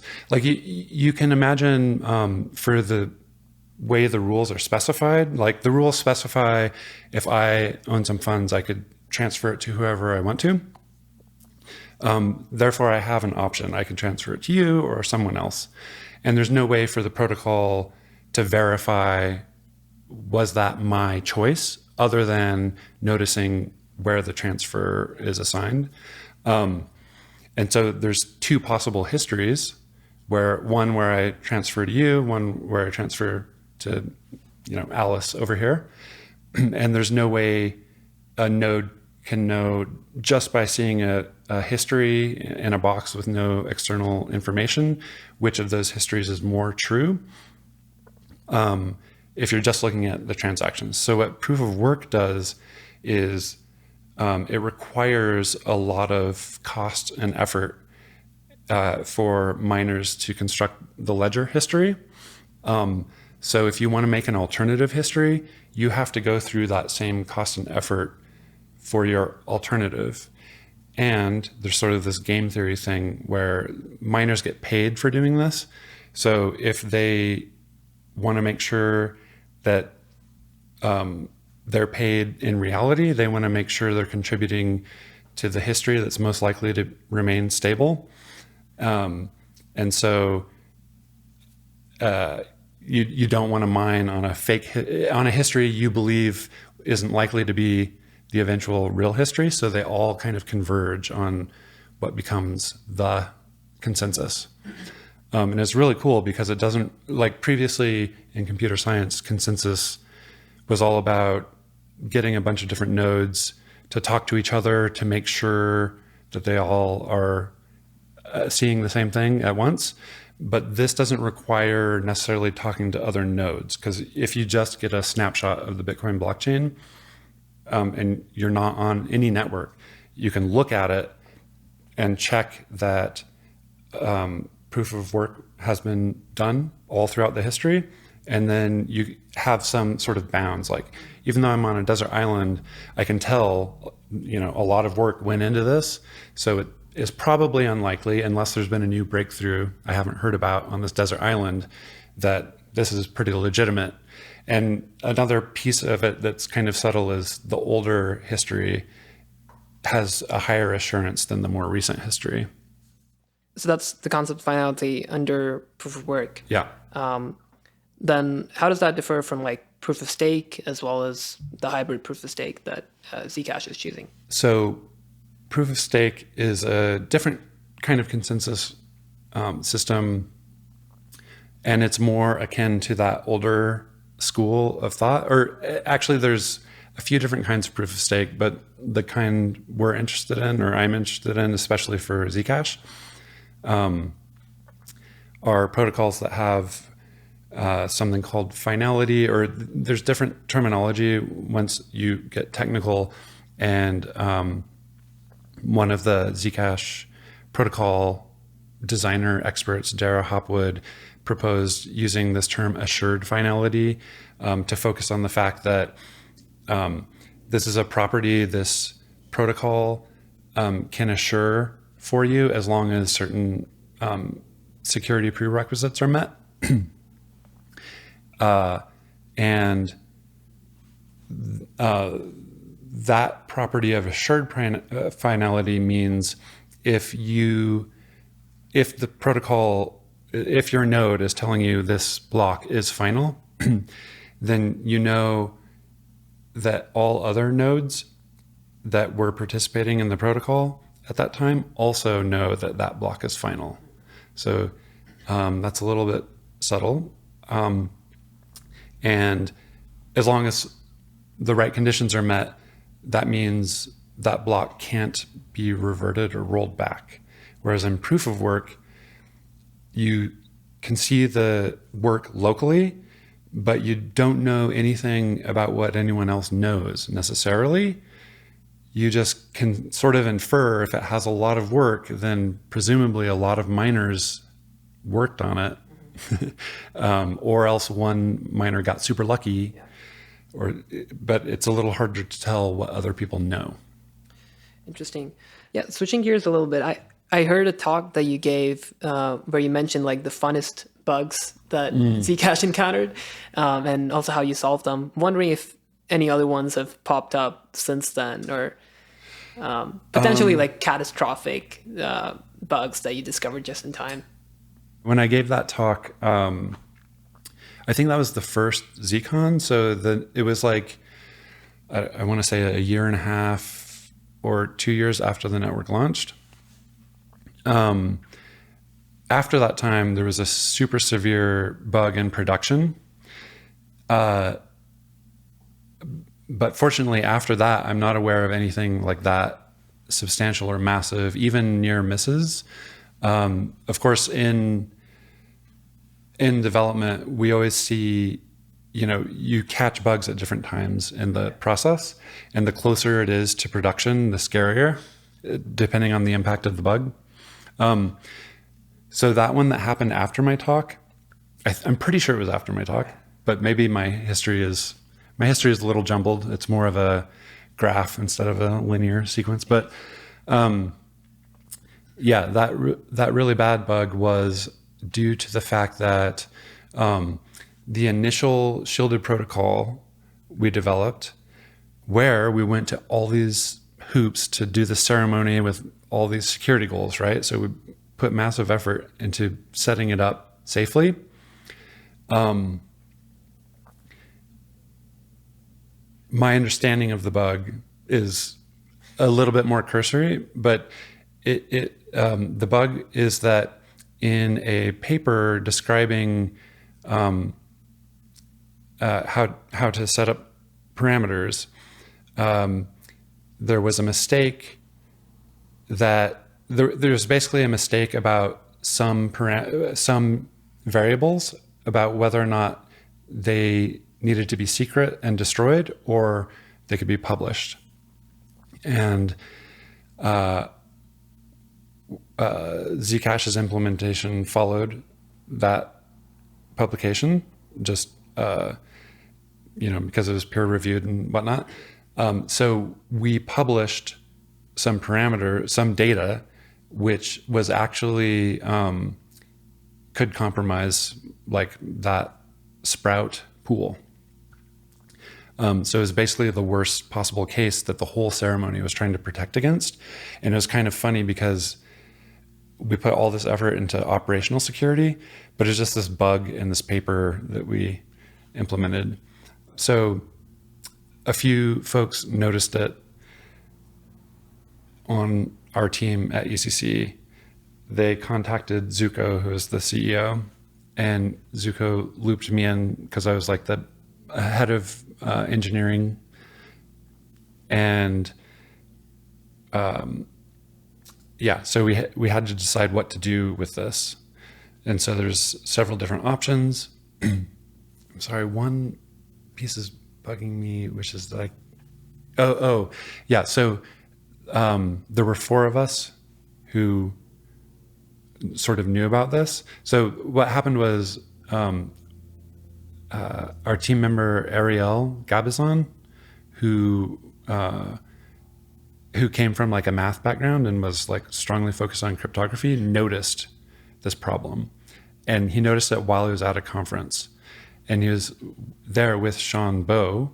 And Sean Bowe is like a really strong cryptographic engineer who understands the cryptography pretty well. So he got in touch with Sean and was like, I think this is a terrible mistake. And they reviewed it and they're like, Sean was like, yes, I agree. So then they contacted Zooko. Zooko decided to contact me to sort of coordinate the security response process, because that was part of my role.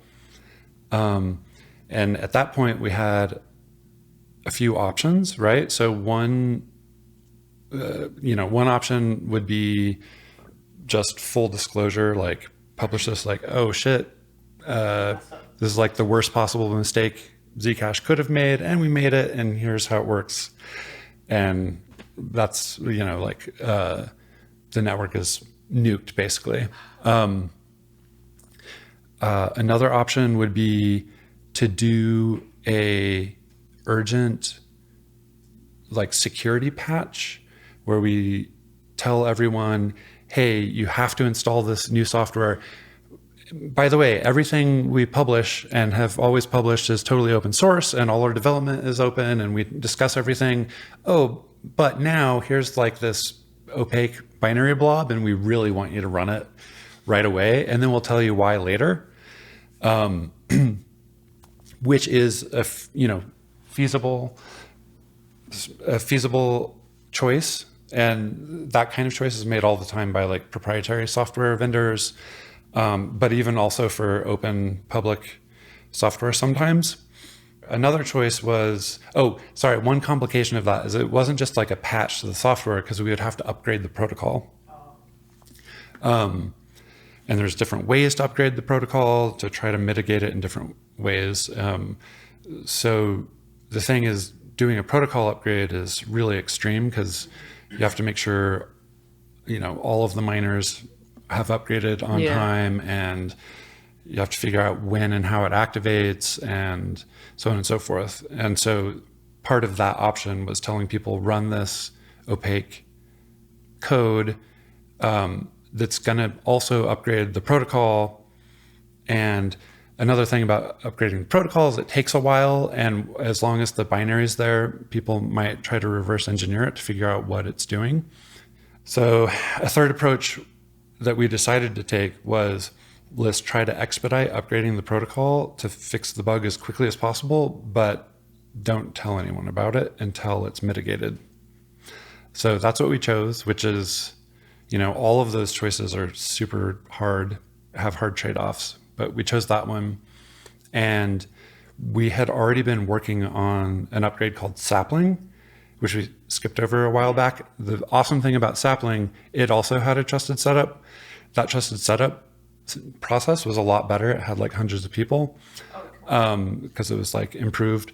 But also the big picture thing for Sapling is it changed the performance of the shielded stuff so it could finally work on cell phones. Mm-hmm. So like when Zcash launched, it was the first practical deployment of zero knowledge proving.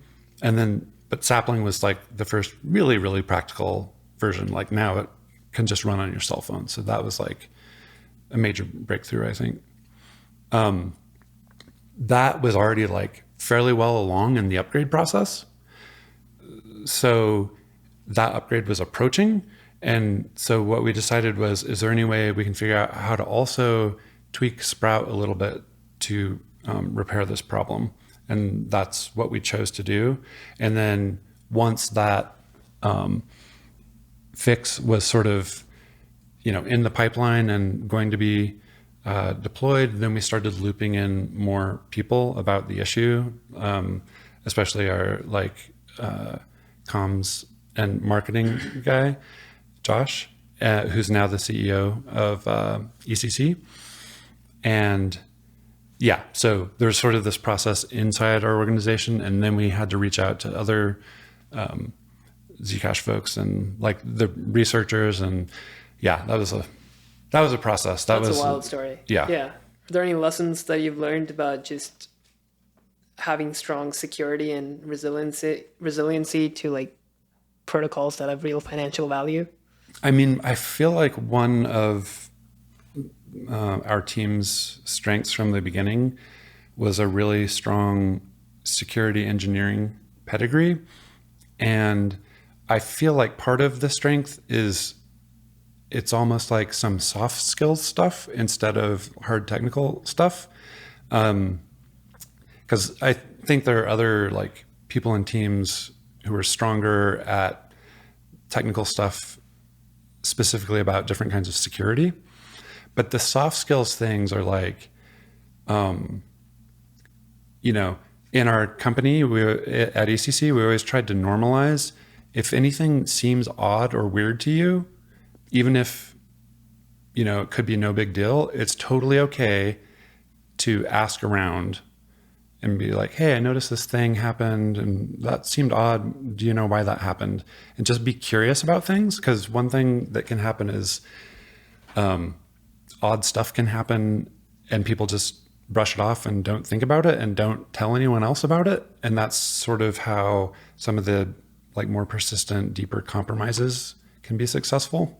So just having like instincts about these things, right? Like if you feel like there's something wrong. Yeah. So I guess the lesson there is I remember the other one. The lesson there is it's like part of a work culture thing, not just, do I know how to run a fuzzer or stuff like that? Not just the technical things, but like more of a work culture. And part of that culture is like a value of just being curious and kind of being blame free. So if people make mistakes, you can be like, hey, I noticed this thing, it's doing this kind of weird thing. Was that on purpose? Or, that kind of thing. Having a culture of open curiosity and questioning. The other thing I remembered is this is especially pronounced when working on the mitigation for an issue like that, where we were keeping a secret also, is like mental health is actually probably like the most important fundamental pillar of being able to handle security issues well. And people might not think about that. So I actually think a lot of people who are really focused on computer security, in that industry. I mean, I kind of came out of that, transitioning into Zcash. A lot of people there can get like burnout and depressed and, pessimistic and cynical. And it's natural to do that. So you have to like be able to counteract that. So that's just an important piece of it. So I think Zcash has a very unique funding model. In a sense, it's kind of like self-sustaining itself, its development and its community. Can you explain that funding model and how it differs from Bitcoin? I'll compare it to Bitcoin and some other alternatives to sort of like, Bitcoin was published pseudonymously, just sort of ex nihilo, as this protocol. And what happened, like newly mined blocks contain newly created Bitcoin that go to the miner. And that's what provides sort of the self-reinforcing incentives for proof of work. So, I mentioned earlier, all the miners want to converge on the write history so that they can get paid. It's like super clever how that was designed. In Zcash, we were taking Bitcoin and then adding the zero knowledge proving technology, but we also made one other super significant change, and it was around the funding. So when we launched, the rules were very much like Bitcoin, where the rate at which new coins were generated followed the same Bitcoin schedule. It's just offset based on when the two networks launched. But instead of the new coins all going to a miner, they were split. So 80% of the new coins would go to the miner and 20% would go to effectively ECC and two other like recipient groups. So one was like earmarked for a new Zcash Foundation, and the other was investors in Electric Coin Company, private investors.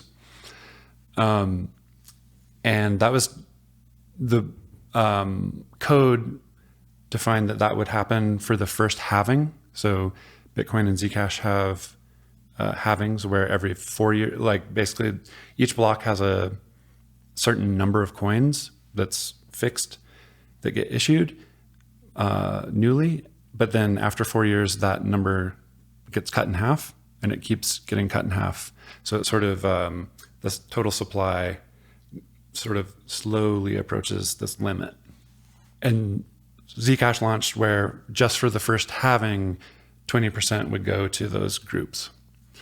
And at the time, that was pretty novel. Like, I also wanted to compare it to Ethereum because Ethereum launched around the same time that Zcash launched. Ethereum did crowdfunding effectively. Like you could send a Bitcoin to some multi-sig address, and they promised when Ethereum launched, you would get some ETH in return. So when Ethereum launched, they had like this treasure chest of Bitcoin or whatever they did with that Bitcoin. And it was just controlled by a foundation or an organization. I don't remember exactly, even though I read a great book on it called The Cryptopians, which is like a history of the launch of Ethereum. I recommend it. It's pretty gripping if you like this stuff. So it's interesting for me to contrast Zcash to Ethereum's model versus Bitcoin's model. So in Bitcoin, who is going to be working to improve the protocol? Well, the idea is everyone who's interested in seeing it succeed is going to be contributing in some way, hopefully.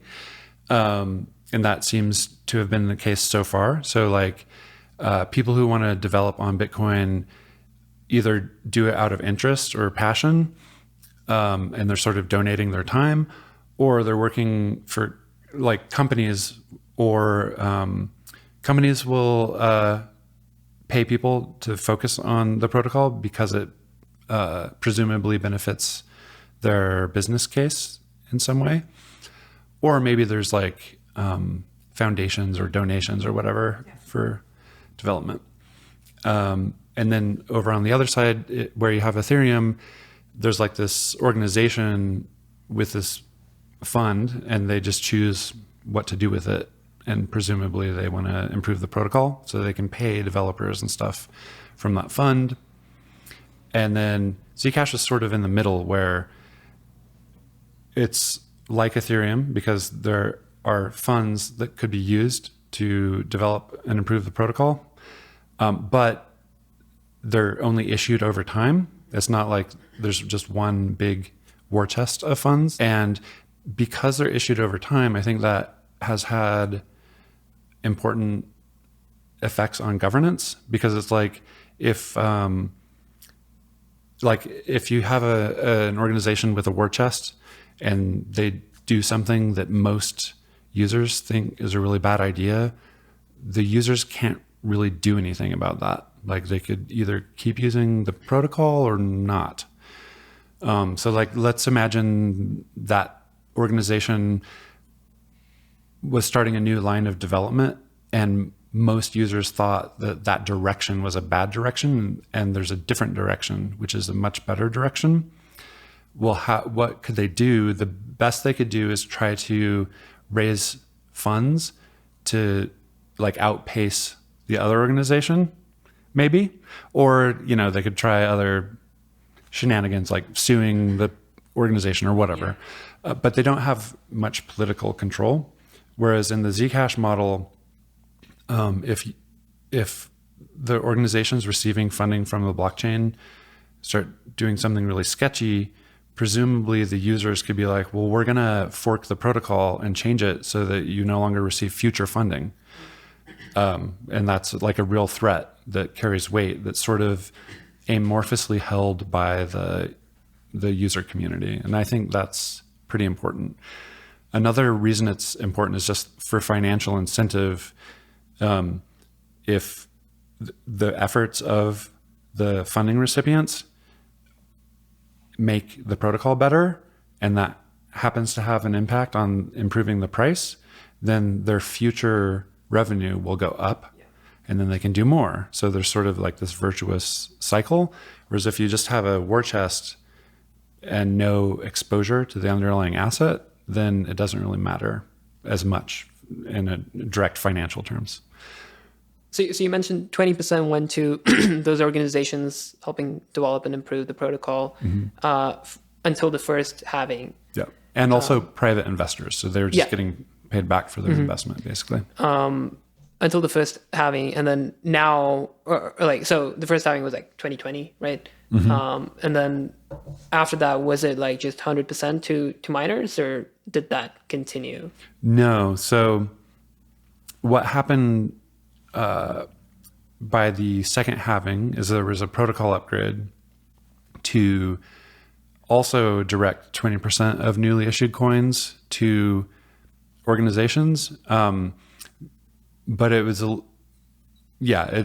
was a little bit different than the beginning. So first of all, but in order for that to sort of activate, the whole community sort of went through this process of like discussing what should happen and how, should we let that funding expire like it said in the code when launched, or should we continue that that scheme in some way, but do we want to change it at all? And so there's like a lot of discussion and community input, and different organizations and different people with different visions and advocating different things, sort of like trying to figure out what to do. And the Zcash Foundation I mentioned earlier about earmarking for a Zcash Foundation. So it was created and set up. And one of its mandates is to sort of represent the community and be a like a platform or a vehicle for the community to exert influence on Zcash. And so they took up, I think it was they took up the goal of like trying to facilitate some sort of decision-making process to figure out what should go into the upgrade. And it was one interesting thing is we had already had some network upgrades, but there wasn't as much community input or consensus. Other than like people discussing things on the forum, because those improvements were pretty much like feature improvements that didn't really have like a political or governance impact. So like sapling I mentioned was like the really big one. And I don't know of anyone who didn't like sapling, right? Because it's like, this is like 100x improvement to performance. And we would like to upgrade it. And everyone's like, awesome, let's do that. But for this one, it's like, everyone had thoughts or ideas about what should happen. Some people did not want any new like development funding to be coming out of issuance. And in fact, there was a chain fork of Zcash, and it created something called Ycash. Oh, yeah. Yeah, and the creators, that happened sort of before the decision-making process concluded, but basically the creators were like, we think it's better to just stick to what the design was when it launched, and that's it. So that was interesting to see. And it was also something we had kind of anticipated earlier on, because people talk about blockchain forks, or at least they were talking a lot about that, especially in the beginning, because they are, I think, one of the interesting fundamental things about blockchains. Blockchains are like opt-in systems. There's no leader. It's like peers checking that everything's following the consensus rules. And so the question is, how do those rules get created? And what happens if a bunch of people have opted in, but then they disagree about the future? And forking is where the same blockchain history splits, because there's two new versions that have different rules, and different users prefer one or the other, which is something you can't easily do with like governance of a country, except by like splitting up the land. And that is usually violent, right? Or always violent maybe, but blockchain networks have this ability to split up, and it's different. And it's not limited. Like it can go on infinitely, right? Because Zcash was a fork of Bitcoin. Yeah. And well, yeah, there's different uses of the term fork also. So the word fork was used in open source software for a long time before blockchains. And that just meant, because if you, if you're, the way software is developed is it gets edited through time, through revisions, and those might split because for open source software especially, different developers might want to develop different features, and then often they'll combine their changes together and produce a new version. But sometimes they disagree, and they'll just keep their different versions and start releasing separate packages, and those were called forks. So that can also happen with blockchain code that's open, and that's what Zcash did with Bitcoin, because we basically copied their code and then added our stuff, but then we launched a new network. So it didn't have the Bitcoin history. This split of Ycash, I like to say chain split sometimes, because there's a shared history. So if you own Zcash at the moment of the split, now you also own Ycash and Zcash. oh, okay, and the same amount of Ycash. Yeah. And that's another reason these blockchain splits or forks, as they're usually called, are really interesting and different from a country splitting its land, because you can only live in one place, or you can only be in one location. Zero sum. But yeah, it's zero sum. But with blockchains, like if it splits, you are an owner in both sides. You could keep using both if you want, right? Or you might prefer one more or less. And you can change your mind later and migrate between them and stuff. So I think all of those aspects make the blockchain forking much more powerful. And I think it's a pretty positive like force for like governance in general. So I think forks are actually, or chain splits are actually really awesome and great, which is kind of funny because for a long time, most people considered a blockchain fork to be like a bad thing.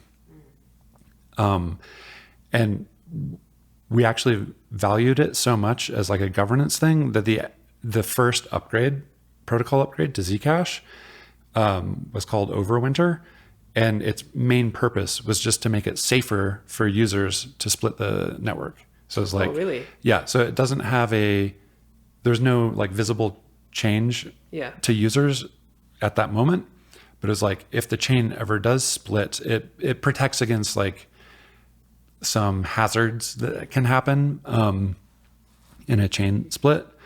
And that was like our first thing to do. We were like, let's make this system so that the users as a mass can choose its fate, even if they disagree with each other. I guess a common question a lot of people have is that why can't privacy just be added as an L2 to like Bitcoin or Ethereum, right? Are there like fundamental technical limitations, or just is it practically like really difficult? I think there's two pieces. Just technically, I think it's really difficult. But not impossible. Not necessarily. It's sort of like, technically, if you're adding privacy on top of a platform, everything underneath that privacy protection risks like negatively impacting your privacy. That's sort of how I'd summarize the technical aspect.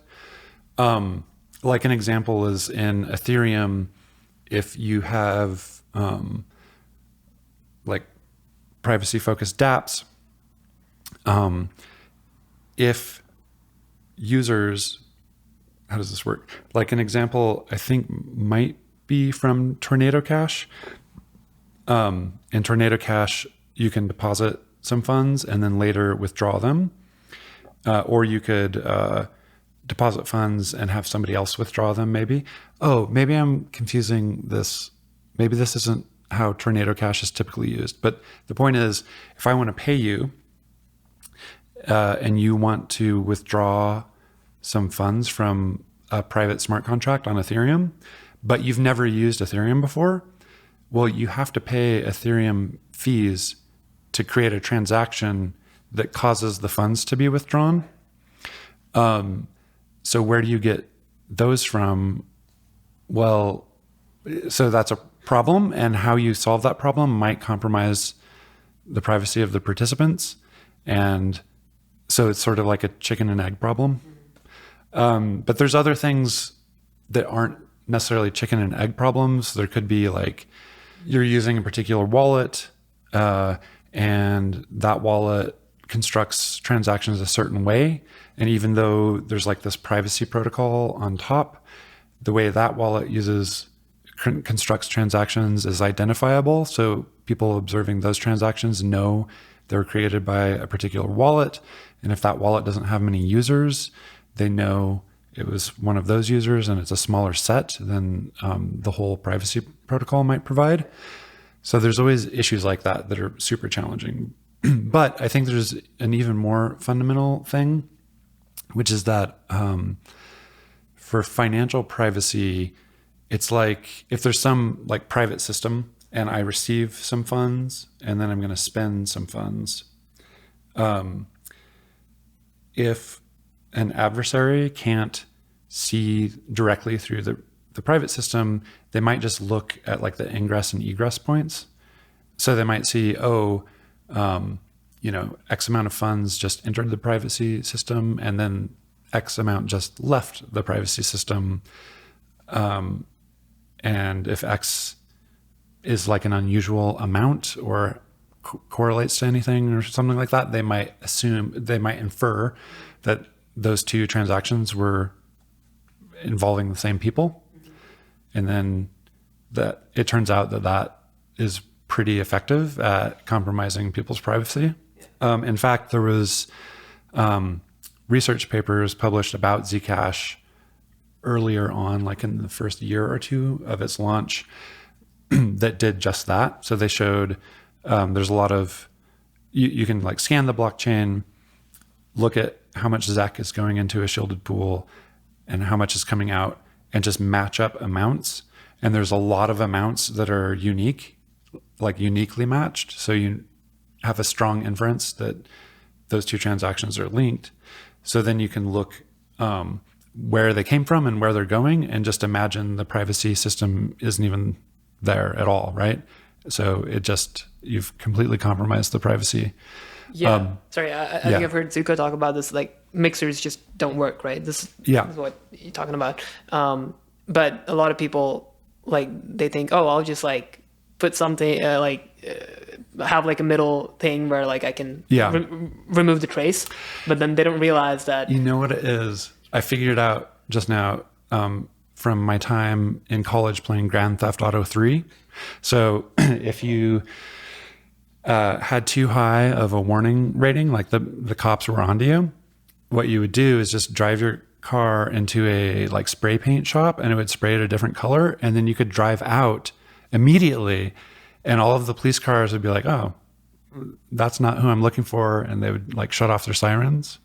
But in the real world, they would see a car go in and come out, and they're like, oh, that doesn't work. So yeah, mixers are like the car spray paint shops in Grand Theft Auto 3. So I think you're thinking a lot about scalability these days, and I'm just wondering what Zcash's scalability roadmap is for the next few years. First of all, there's not like one specific roadmap, because there's different developers and organizations working on things. But I can talk about what I'm interested in and what I'm working on. So what I'm working on specifically is deploying Crosslink, which is a hybrid proof of work, proof of stake protocol. And, it depends on sort of Zcash users and governance if it gets deployed. But so what I'm working on initially is to make a prototype showing how it works. And hopefully that's convincing to people that it's a good thing and it's valuable. And so that hybrid proof of work, proof of stake protocol, let's see, does it help? I don't think it helps directly in a big way with scalability just by itself. Remember earlier I was talking about like raising block size limits. There are little things you can do easily after like the initial version of Crosslink were deployed that could improve capacity, like the number of transactions the network can process per time. Moderate amounts without much effort. So I think Zcash would be in a good position to have those options, because since they're simple changes, that means like if there was an influx of usage because there's like some event that causes a lot of people to worry about their cryptocurrency privacy or something like that, then the block size limit may get hit. And if at that point in time we already have like, we can turn knob A a little bit and like double it or something. If we have those easy options for like short-term relief, that would be really nice. Then there's like longer-term ways that the hybrid protocol could help with scaling. But then there's sort of like more long-range sci-fi ideas about how to improve scaling. And Sean Bowe, I think, is like looking into those more. And some of those involve using like recursive zero knowledge proofs. So instead of just creating a transaction that proves, I own these funds and I'm transferring them to you, but the amount of the funds and who you are and who I am is all private from the public blockchain. Instead of just proving that, you can sort of say, I'm creating that transaction, and by the way, this is going into a blockchain and it has this history, and the whole history is valid and follows all these rules. And so now I have like this compact proof of the entire history of the blockchain. And what that allows, earlier I was talking about how Bitcoin, you need to validate everything in order to have that local validation property that makes it trustless. This is like a potential improvement that preserves that property, but instead of having to download everything, you just download one succinct proof to like join the network as a node that's verifying things. So that would allow many more people to be validating the network, which is awesome. And also, because you don't have to download all of the previous transactions, it may be possible to handle many, many more transactions per time. So those are like further out improvements that I'm pretty excited about. Interesting. So the rise of cross-chain bridges and multi-chain ecosystems, does Zcash have any plans to become more interoperable with other blockchains? Yeah, I think it should, because it's because, so a lot of people sort of focus on what features the protocol has, and they want to add cool features that they see elsewhere. So a common example is like Ethereum has like a really vibrant DeFi ecosystem. And so then other chains often add similar features like, oh, now we can build DeFi over here. And maybe like the way that happens technically is better because it's like newer or whatever. But the thing is, like, people want to go where the party's at. So, right. So like if the cool NFT or whatever is already on a particular place, that's where the users want to go, because they don't care about which features do the blockchains have. They care about where is this NFT I want to get, or whatever it is, NFT, DeFi, there's all those sorts of use cases. So I think the best thing that Zcash can do is people who are storing wealth privately in the shielded ecosystem, the more things in the world we can connect that to that they want, the more valuable the network can be for them, because they can hold, their wealth in this private system. And whenever they find like services or products that interact in that private system, that's really good for privacy. But even if they can't, and they want to go out to where the party is, and the party is over there and it has terrible privacy, they still have significantly stronger privacy than any alternative, because they're coming out of this shielded pool and interacting with that other thing. But that whole interaction is new out of a black hole with no history. So like, I'm going to go do that cool DeFi thing, and that's awesome. And it's not connected to like my ENS name or my Solana NFTs or whatever, right? They're disconnected, and that's like a huge thing. So it kind of connects back to the privacy as a mixer idea. If you're holding funds in a way that's not private, where the history is not private, and then you want to send through a mixer to unlink things, that doesn't work well. But if you hold your funds in the private system, it works a lot better, because I think the reason is the connection between you receiving funds and then future you spending funds is much more disconnected. So it's much easier to like correlate or make those inferences between the inputs and outputs. And I think that's a kind of a subtle thing.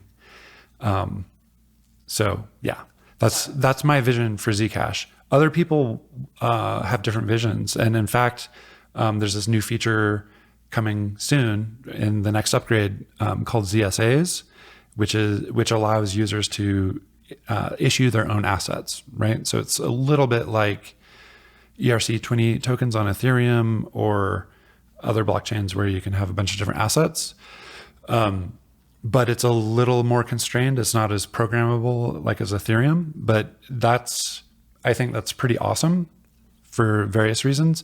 And I still think if we can bridge our network to these other networks, that ZSA feature will also be more powerful. Mm-hmm. Yeah, just to kind of summarize, I think Zooko had a great phrase. Maybe I'll say it worse than he did, but privacy comes from money at rest, not money in flight, mm-hmm. right? Yeah. Yeah, I know we're running out of time, but could you talk briefly about Shielded Labs, its mission, and why it's critical to the future of Zcash? Yeah, Shielded Labs is a nonprofit organization. Its mission is to make unstoppable digital money, which is like what our vision for Zcash is.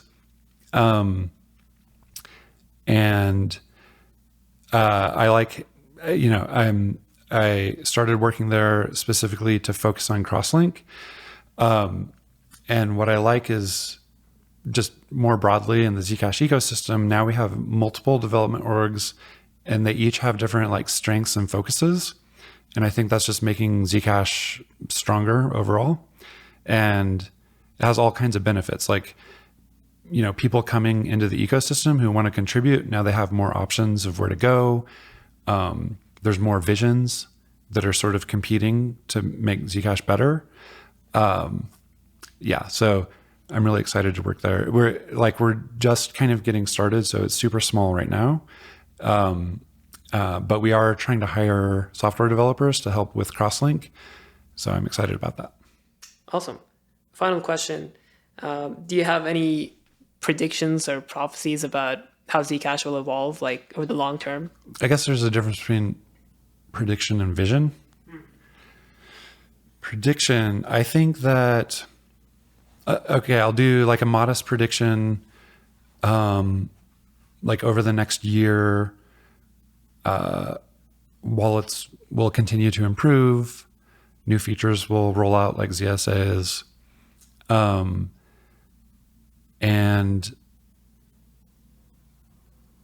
when Crosslink deploys, I think that will not be within the next year. I think it'll take a year and a half or 2 years. I think like ZSAs and Crosslink may have a really good impact on people's awareness across the cryptocurrency space, because it shows that Zcash is like pretty old in blockchain terms. And now it's starting to have some of these newer features. So it shows that it's adaptable or it can evolve. So I'm excited to see how those pan out. Awesome. Any long-term predictions, prophecies? Long-term predictions. I guess, you're saying like the difference between vision and prediction, right? I'm always like thinking like, why predict when you can just make it happen? Yeah, that's true. Yeah, so vision is easier for me to talk about. Yeah. Like long-term, I think that Zcash or something like it will become really critical basically for the world, because if it can keep evolving and improving its scale and it's doing a good job of connecting to the real world, I feel like it's fulfilling a kind of vision I originally had for Bitcoin, but just more thoroughly, right? So it'll have strong privacy, it'll be more evolved or more adaptable, but the balancing act I want Zcash to do is like to be very resilient and reliable, but also to evolve. And the trick there is like Bitcoin's strength is this idea of like social scalability, like it can't change basically. So you know what it is. And so you know you can rely on it. But what if it needs to change to survive? So that's like a really hard trade-off. But going too far the other way is dangerous, where if it's too easy to change, it could be like captured or corrupted. I think my vision for Zcash is to like thread that needle well, so that more and more people can rely on it, but it can evolve and adapt to be more scalable, more private, and more integrated with everything. Incredible. Well, Nate, thanks a lot for your time. Yeah. This was really fun. Thanks.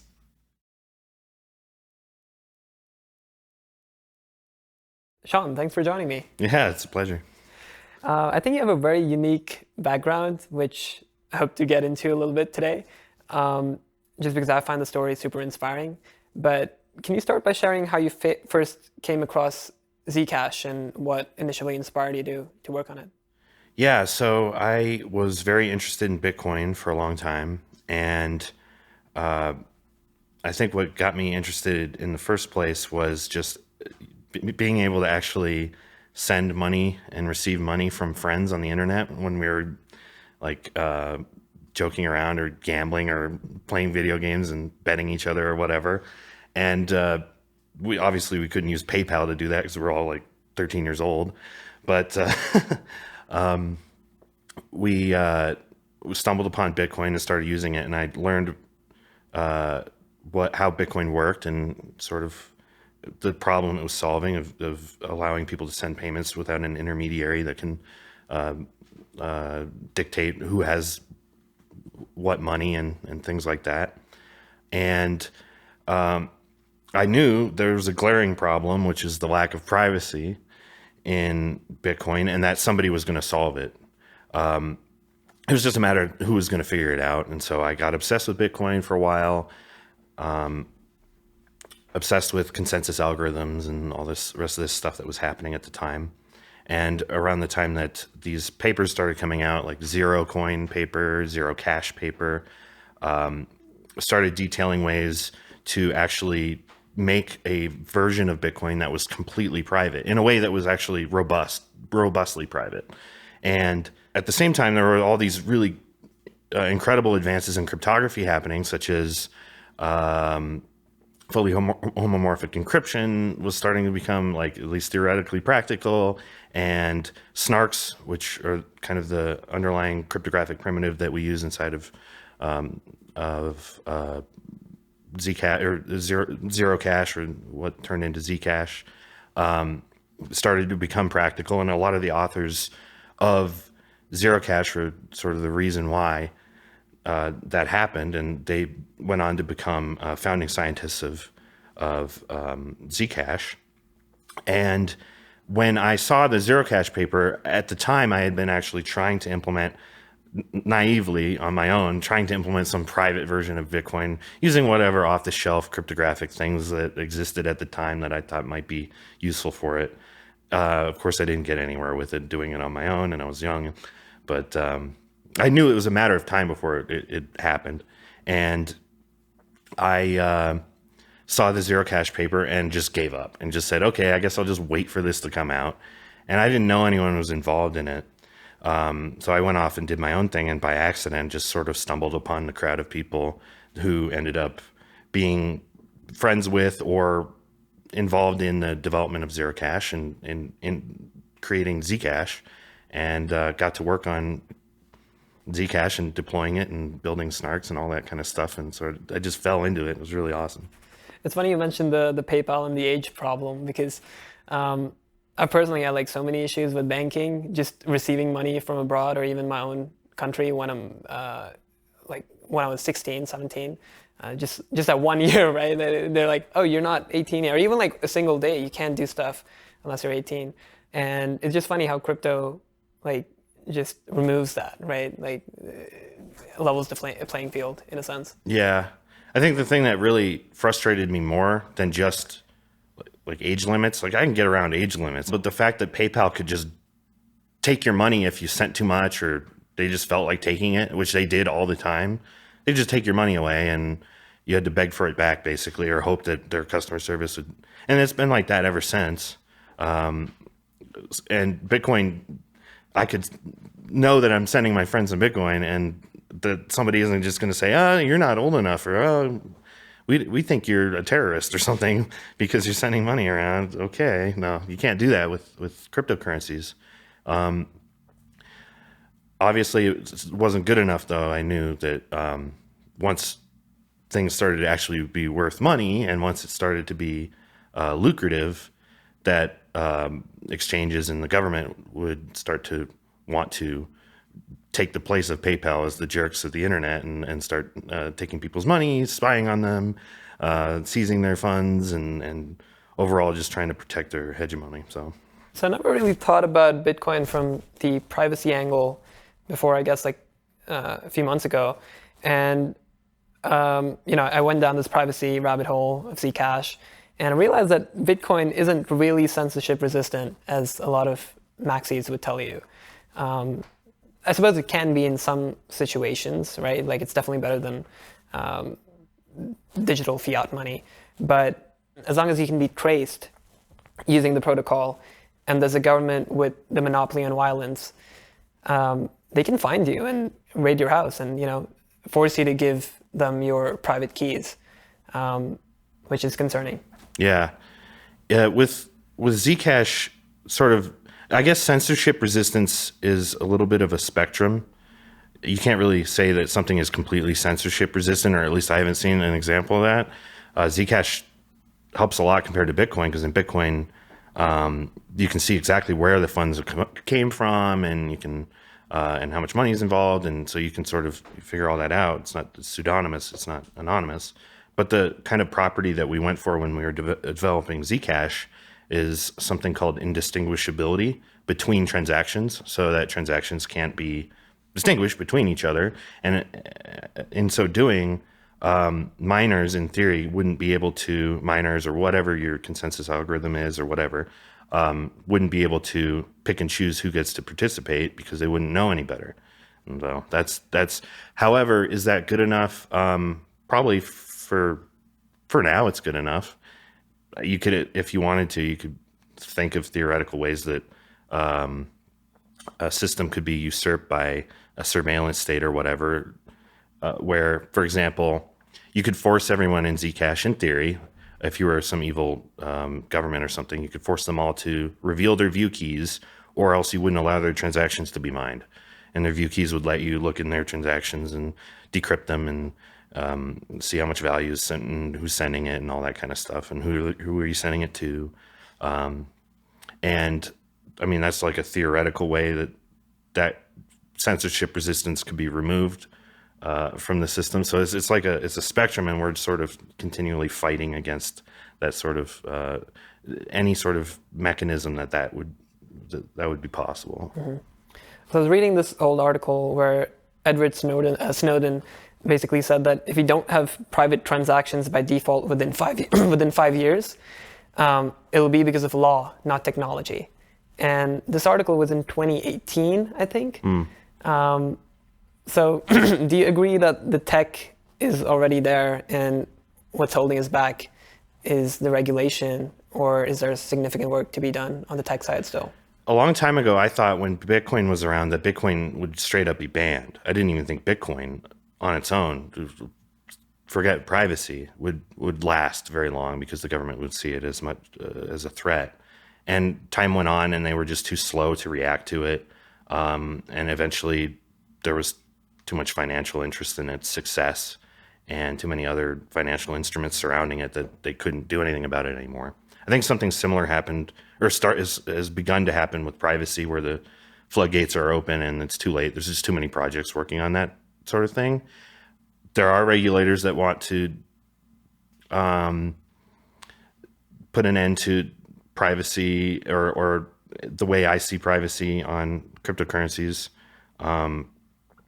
I don't think they'll succeed, for the same reason they didn't succeed to do the same thing to internet communication, because a society can't function when your financial activities are your sensitive financial activities can be seen by your government or any the whole world or whatever, anyone spying on you. Society can't function like that at all. And eventually governments that even attempt to do that just look like idiots or fail. And so I'm not really sure what Snowden means by default in that context. As long as there's some way for people to participate in the economy privately, and then there's a lot of people doing it, then I think that's good enough. The concept of privacy by default, I think it just is a shorthand, whether they know it or not, is a shorthand for whether a lot of people are using private cryptocurrencies, I guess. That's how I feel anyway. So I saw you make this really interesting point somewhere that zero-knowledge proofs offer not just the ability to keep your transactions private, but also ways to scale the protocol at a lower layer. So Bitcoin is trying to have like all these layers on top of it for more transactions per second, but those are yet to take off for some reason. But with something like Zcash, you can have privacy, but also scalability at the base layer. How is that? Yeah, so in the development of things called zero-knowledge proofs, we've been trying to build these cryptographic tools that allow us to conceal information, but prove things are true about it. And so everyone's been working to try to see to try to create more efficient versions of this. And naturally, just by virtue of attempting to communicate less information, revealing less private information, a lot of these protocols and techniques and cryptographic primitives that have been built have naturally tended toward becoming more communication efficient. And communication efficient protocols, whether or not they're cryptographically related, are going to naturally be more efficient and lead to more scalable protocols in general. And so sort of by accident, all the work that's been done in making zero-knowledge proofs practical for privacy purposes has also led to practical computational or verifiable computation, so that we can outsource a lot of the hard work to other participants on network protocols and do very little work to check that work was done correctly. And that is one method that we can use to make protocols more scalable. And that's essentially the trick. It's this concept called succinctness, building these proofs and making them really small, despite the fact that they're attesting to the correctness of gigantic computations, is one of the most valuable tools in all of these protocols for scalability, I think. Mm-hmm. We talked about this yesterday offline, but you know how Zooko has been harping on about like how you need privacy from the ground up, and it's not something you can add on with layers on top. Is that true of scalability? In theory, let's take Lightning, for example. In theory, Lightning is a very scalable protocol that could be built on top of Bitcoin or something like it, just payment channels and yada yada. And Bitcoin isn't scalable in the same sense, and so that might be an example. Now, in practice, Lightning is a UX nightmare and has all sorts of problems and has essentially failed at this point so far.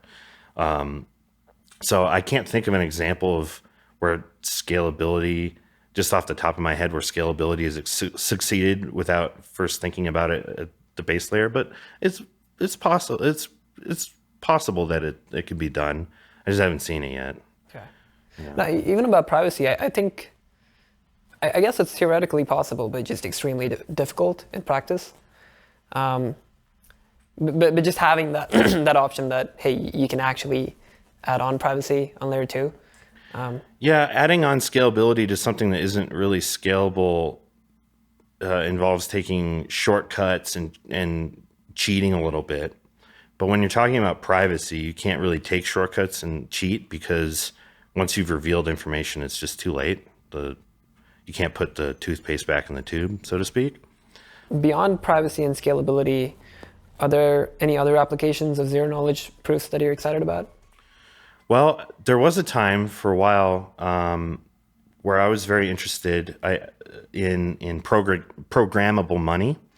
So I guess shortly after we launched Zcash, I was really curious about how to build smart contracts and things like that into the payment model that we use in Zcash, where you can execute smart contracts without revealing what's happening, their logic, potentially to the public, and everyone can verify the rules are being followed and all that stuff. And you can build, financial instruments of all the kinds of incredible things that people are building right now in all these other blockchains, Ethereum and Solana and everything else. And so I had come up with some fun little cryptographic tricks that allowed us to do that. And then some of those, not all of them, but some of them ended up panning out into some ideas that turned into some projects that were launched and some papers that were written about those techniques. And that was really cool. I've started to become, just on a personal level, more focused on just getting the payments to work. We need the payments to be scalable and private, and if we can't even do that yet, it's a little ambitious to start throwing other things at it. So just from a personal standpoint, I'm not super excited about programmable money right now, but that's something interesting, and a lot of people are making a lot of progress on that right now. Mm-hmm. Can you speak a little more about kind of all the big events that have happened, especially like in your work, and what have you helped Zcash accomplish? So my work, I mean, I joined Zcash before it was even called Zcash, and we needed to take the academic prototype for Zero Cash and integrate it into a fork of Bitcoin, essentially. That was what our plan was, to launch Zcash.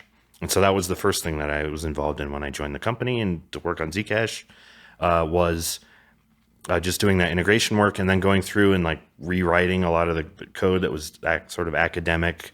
Let's see if it works sort of stuff versus let's deploy it in production and put money on it.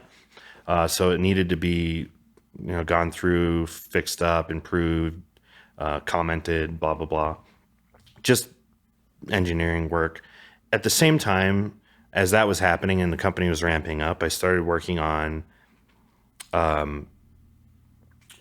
sort of implementing SNARK stuff that was also currently academic almost entirely in Rust, which is a programming language I loved. And at the time, actually, that I was doing this stuff and later work I was doing in Rust as a programming language wasn't actually used in, I think, any cryptography that had been deployed at the time in all of the cryptocurrency that I'm aware of. I could be wrong, but I think we at Zcash were probably the first people to deploy cryptography written in Rust on Zcash. That was really cool. But now it's like the foundation of crypto. Yeah, I mean, most people working on cryptocurrencies, it seems like anyway, or a lot of the serious people, in my view, are writing most of this stuff in Rust, partly for performance reasons, but also just that just seems to be the trend. So we eventually launched Zcash. I'm doing these experiments with implementing this stuff in Rust and learning about all the SNARKs and all that.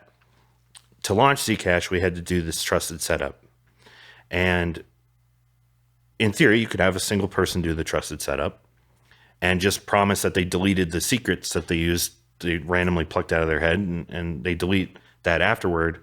And then they promise they did that, and then they give the parameters to the network and everyone uses them. Of course, if they don't, they could forge money. They can't violate anyone's privacy, at least in theory, but they would be able to forge money. To sort of rectify this, not really, but to sort of defend against that, we wanted to spread the trust assumption amongst a larger number of people so that you would have to trust that at least one out of a group of people were honest. So that's a much more plausible assumption. So you do this using something called a multi-party computation, where the exercise that's performed to actually compute these things, the parameters for the network, that requires secrets is performed collaboratively amongst a set of people, and this secret information, this private stuff that we call the toxic waste, is distributed amongst the parties, such that only one of them needs to discard their share of it, and the parameters are secure for use. So at the time, there were some ideas for how to build a multi-party computation protocol to do this, but no one had actually implemented it. And so we were in a race against time to actually implement this before we needed to ship Zcash. So once the cryptographic work was done and the integration work was done, and we were sort of headed toward the finish line of launching Zcash, I pivoted toward working on this multi-party computation, developing it, designing it, implementing it, and coordinating it for the launch. So I did that. And then after we launched Zcash, one of the main problems that was obvious to us even before we launched, but was very obvious to our users, was just how slow it was to create transactions.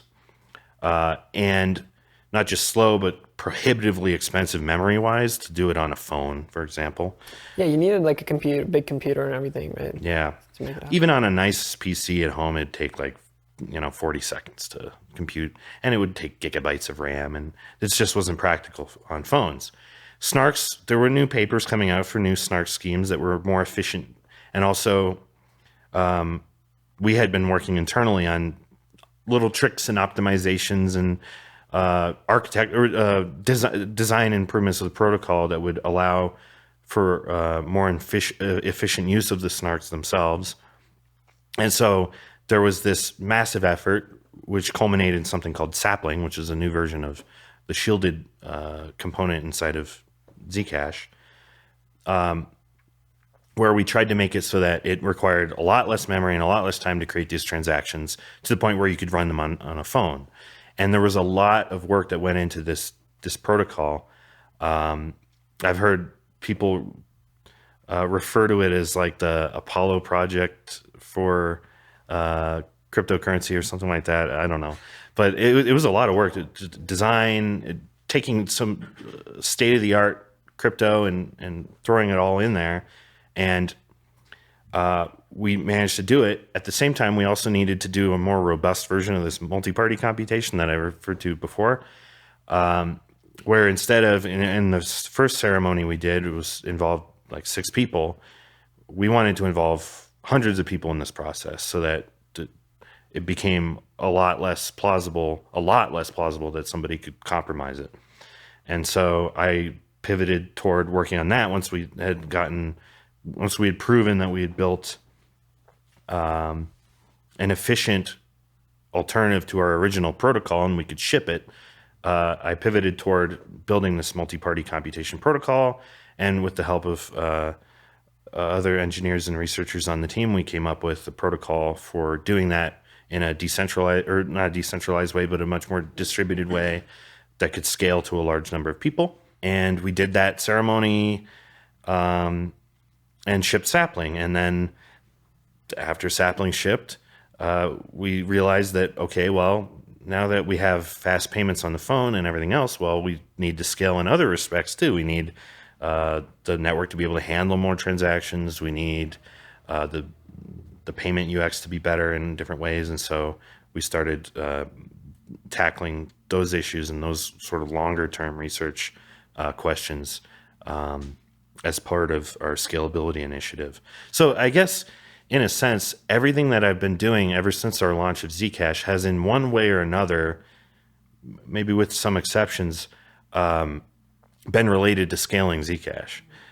Making it so that it's practical on phones. It's not really a scaling question, but it's a matter of making the user experience better, making it accessible. They're related, right? It's related enough that, just making it practical and faster and more accessible to more users and easier to use has been the focus of almost everything I've been doing since the beginning of working on Zcash. And so now is just another chapter in doing that. It's just trying to move toward the finish line a little bit more. So that's essentially what I've been working on. Cool. And then I guess after that was the whole Halo story, right? After you did the multi-party system with hundreds of people.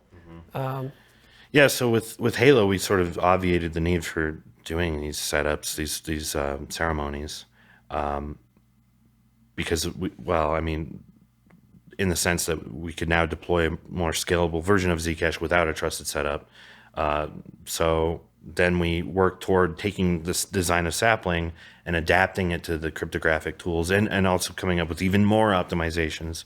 And this resulted in something called Orchard, which is the shielded protocol that's the successor to Sapling that incorporates a lot of the cryptography that was used in Halo to serve as a stepping stone toward the scalable version of Zcash that we want to build in the future. And so we shipped Orchard after a long time and a lot of effort. And so the next step is to take the existing state-of-the-art, as well as all the work and ideas and improvements we made in Orchard, and come up with the next thing that advances scalability even further for Zcash, and just keep doing that, I guess, until we solve most of the pain points that users have with the protocol. So with the original ceremony, you said if the 6 people who participated in that, they didn't, I guess, destroy the secret key, then if all of them conspired, like theoretically, to not destroy it, they would be able to print infinite coins, or like as many coins as they like. Yeah, well, so and nobody would know that because right. of the private nature. Yeah, if the original ceremony, which is funny that you mentioned that, because the original ceremony was compromised, but not because it was not compromised in the sense that it was that some malicious actor came along and compromised the participants of it. It actually had a cryptographic flaw inside of inside of the protocol that we used to build the original SNARKs that we deployed in Zcash originally. It had a little flaw in its description, and the ceremony sort of inherited this. And so if you were clever enough, you could figure out how to use the transcript of the protocol that took place, that we had to reveal to the public in order for everyone to check that the protocol actually took place, the multi-party computation took place. You could check it with this transcript, but it had some stuff inside of it that it shouldn't have. And you could use that to forge proofs. And forging proofs in a protocol like Zcash would allow you to create transactions that aren't valid, which means that you can forge coins that don't exist, and anything else that would break the rules of the protocol. Doesn't allow you necessarily, and in our case at all, to compromise privacy though. So, and we knew that going into developing it, that was a good trade-off, where if we do the ceremony, the worst that could happen is, it's pretty bad, but the worst that could happen is that somebody forges 1 million Zcash and destroys the currency. But it would be a lot worse if everyone's privacy would be hurt. We would be very sad if that happened. So, yeah. I think that's what I gathered from Zuko's thread about the quantum threat to Zcash, that you guys took a no compromise on privacy ever. Even if we have a sufficiently large, sufficiently advanced quantum computer, that can, it would be able to, in this case, print infinite coins, but it won't be able to de-anonymize the transactions. Well, no, it is the case that, this was an unavoidable consequence of just the current way that cryptography was at the time.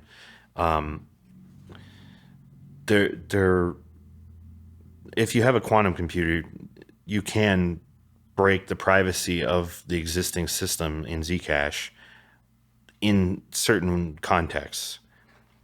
And the actual details and the nuances of which contexts you would be able to do that in, and under what scenarios you could do that in, are too complicated to articulate to users. And so it's easier just to say that it's not secure, it's not private against a quantum adversary. It's a fixable problem. Do you mean past transactions, or okay? Yeah. In the future, we could upgrade Zcash and make it so that future transactions are private against a quantum adversary. That being said, like you had mentioned, that we did attempt to maximize the number of situations and circumstances where you would get that privacy, if only accidentally, maybe not by intentionally trying to protect against a quantum adversary, but just as many scenarios as possible you aren't vulnerable to that. That's sort of just what you do as a defense in depth measure, I guess you could say, when designing a protocol. If you can help it, you should think about those sort of things when designing a protocol, just so you don't regret not having thought about it later. So that's all we did, but there's only so much we could do, and so we never went public and said, "Oh, we're protected against quantum adversaries. You just have to do this, and this." That's not a actual. No cryptographer would be caught dead saying that. So we didn't say that. Cool. So the bet is to upgrade the protocol in time before a quantum computer is advanced enough. One of the cool consequences of some of the changes that we want to make in Zcash to improve the UX and for scalability is that we might get quantum privacy against quantum adversaries for free because of the way that we're changing the protocol. So in the existing protocol, the reason why it's not private against a quantum adversary is because we perform this Diffie-Hellman key exchange over the blockchain. So we use the blockchain as a mechanism to communicate with the recipient the information they need to spend the money and the memo and everything else. In theory, you don't have to do that if you use a separate channel to send that information to the recipient. And so in a different payment flow, if assuming that channel exists, like for example, I text you on Signal or something, then I can send you the payment information, and I don't have to post that Diffie-Hellman key exchange, the ephemeral key and everything else in the ciphertext on the blockchain. I can omit that completely, and you can use the information I send you on this other channel in order to spend the money, and that other channel can be resistant against quantum adversaries because it could deploy quantum resistant cryptography, or it could not be, and at the very least you're not broadcasting the whole world via the Zcash blockchain and these ciphertexts that might be vulnerable in the future. So that's a cool little accident that might very well happen in the future for Zcash, is we might get those privacy guarantees. Even if that isn't the case, post-quantum key exchanges are possible now, that are plausibly post-quantum, that can be deployed in Zcash. With the existing architecture, it's just we're not going to probably bother with that. If we can make a scalable version of Zcash that doesn't require that stuff. So you're saying theoretically you guys know where to go? Yeah. Okay. Yeah, that, and like I said, we'll probably achieve this stuff even if we aren't trying to. So yeah. So I spoke to Nate the other day about the Halo upgrade, which you led. How did you discover the core idea behind Halo? And also, what was the core idea exactly? Because I feel like it's pretty groundbreaking from what I've heard, but I don't know. I'm not sure if I fully understand it. All I know is that it eliminated the reliance on the trusted setup, at least with the new shielded pools.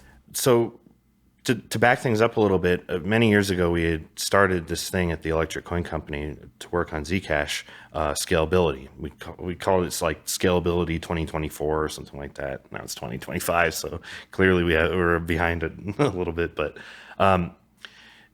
we spent some resources doing scalability research, coming up with ideas for how to create scalable architectures for Zcash, but also investing some time into solving cryptographic open problems surrounding it. One of the tools that we wanted to use in the glorious future of Zcash would be recursive proofs, which are proofs that attest to the validity of other proofs. And so you can sort of very efficiently not only compress enormous amounts of computational effort, and not only do so in a way that can scale, because you can have these proofs, a large amount of these proofs being created independently and then folded together into single proofs that can be checked very quickly, but also that the parties creating the proofs don't have to trust each other at all. So very, very useful cryptographic primitive, and is central to some of the ideas that underlie the scalable versions of Zcash that we've been envisioning. And at the time, the only technique that we knew about for building recursive proofs relied on not only some really inefficient pairing-friendly elliptic curves that are really big and inefficient, but also trusted setups. And I guess depending on how you feel about it, certain cryptographic assumptions that you might not like. But Halo came about because I sort of had some free time, and ECC was investing in people in the team just working on their own to try to figure out, how do we solve some of these problems? How do we make more practical implementations of our ideas for scalable Zcash? And I banged my head on the wall for a while, and then with the help of bouncing my ideas around other people at the company, stumbled upon a technique that allowed us to adapt. This is kind of a high level description of what we did, but we were able to adapt some cryptographic primitives that didn't require a trusted setup and didn't require as many strong cryptographic assumptions, and didn't require as expensive things like elliptic curves and so on. We're able to adapt that and yet still achieve these recursive proofs. So that was Halo, essentially. It was coming up with this technique to build recursive proofs without a trusted setup. Now, it turned out that essentially what we were doing was just loosening the requirements that we had on the cryptographic primitives we were using in order to build recursive proofs. And you could apply the same logic to, or you could apply different techniques to the same concept to achieve more efficient protocols, but also to, for example, make different trade-offs in the size of the proofs versus the expense of creating them, and things like that. And there's been over 20 papers at least, or maybe even way more than that, built on top of Halo, formalizing the ideas behind it and improving on it and coming up with different trade-offs in this trade-off space, which has been really awesome. So that's sort of the genesis of Halo, and it fits into Zcash because sort of this upgrade that we did for Zcash wasn't to incorporate recursive proofs necessarily, but as a stepping stone toward doing that by deploying the cryptography that underlied Halo, so that we could later deploy recursive proofs and make more scalable versions of Zcash using those tools. So it's sort of a step toward recursive proofs. I wouldn't say Halo made Zcash not depend on a trusted setup necessarily, because there were ways to do that without the discovery in Halo, even at the time. But our vision for the future of Zcash, it made that more practical at the time, and a lot has changed since then. But yeah, that's essentially it. Yeah. In a recent forum post, you mentioned that you're now working independently on improving and scaling the Zcash protocol. What does your day-to-day thinking look like now? Yeah, so a lot's going on in the zero knowledge space. There's papers coming out, like multiple papers a week, that detail new ways to do essentially what we're doing now, but more efficient. And so keeping up with all the tricks and techniques and ideas and these new papers is a full-time job on its own.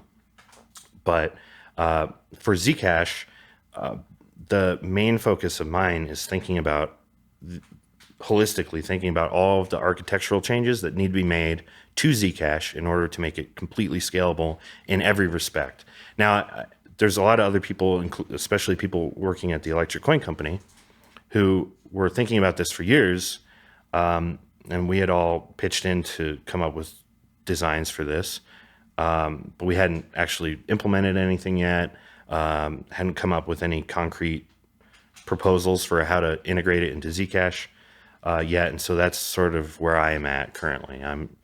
I'm working independently of ECC right now and focused entirely on making sure that every single outstanding problem involved in making Zcash scalable at least is being addressed or is solved using whatever we have that's current state of the art in cryptography.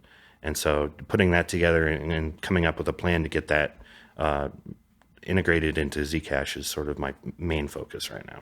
Is it mostly just hard engineering problems, or do you also... At this point, I would say almost all of it is just engineering. Thankfully, because we spent enough time doing research, and we're at the point where we can start actually shipping this stuff, and that's awesome. It's still going to be there's still some outstanding issues, just technical issues, but I think they're on their way to being solved. And yeah, it's just engineering effort and getting the whole community to be behind that push towards scalability is going to be the main focus. So I want to talk about finality and reducing block times, which I also believe you're working on. So finality, reducing block times, things like that all has to do with, for the most part, has to do with consensus protocols. I used to care a lot about consensus protocols, but now I sort of, I let other people care about that sort of stuff.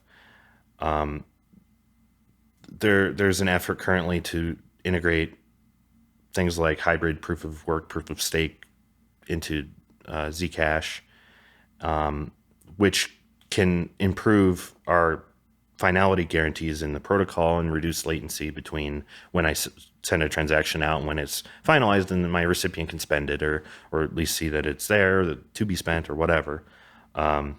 So it's part of the scalability effort, I guess. There's a lot of issues in scalability that actually can be seen more accurately as user experience concerns. Being able to send money to someone and then being able to that recipient being able to spend it right away or as quickly as possible is a user experience issue. And depending on how you try to solve that technologically, it introduces certain scaling problems. And something similar to that happens in other different kinds of problems with the UX in Zcash and in payments.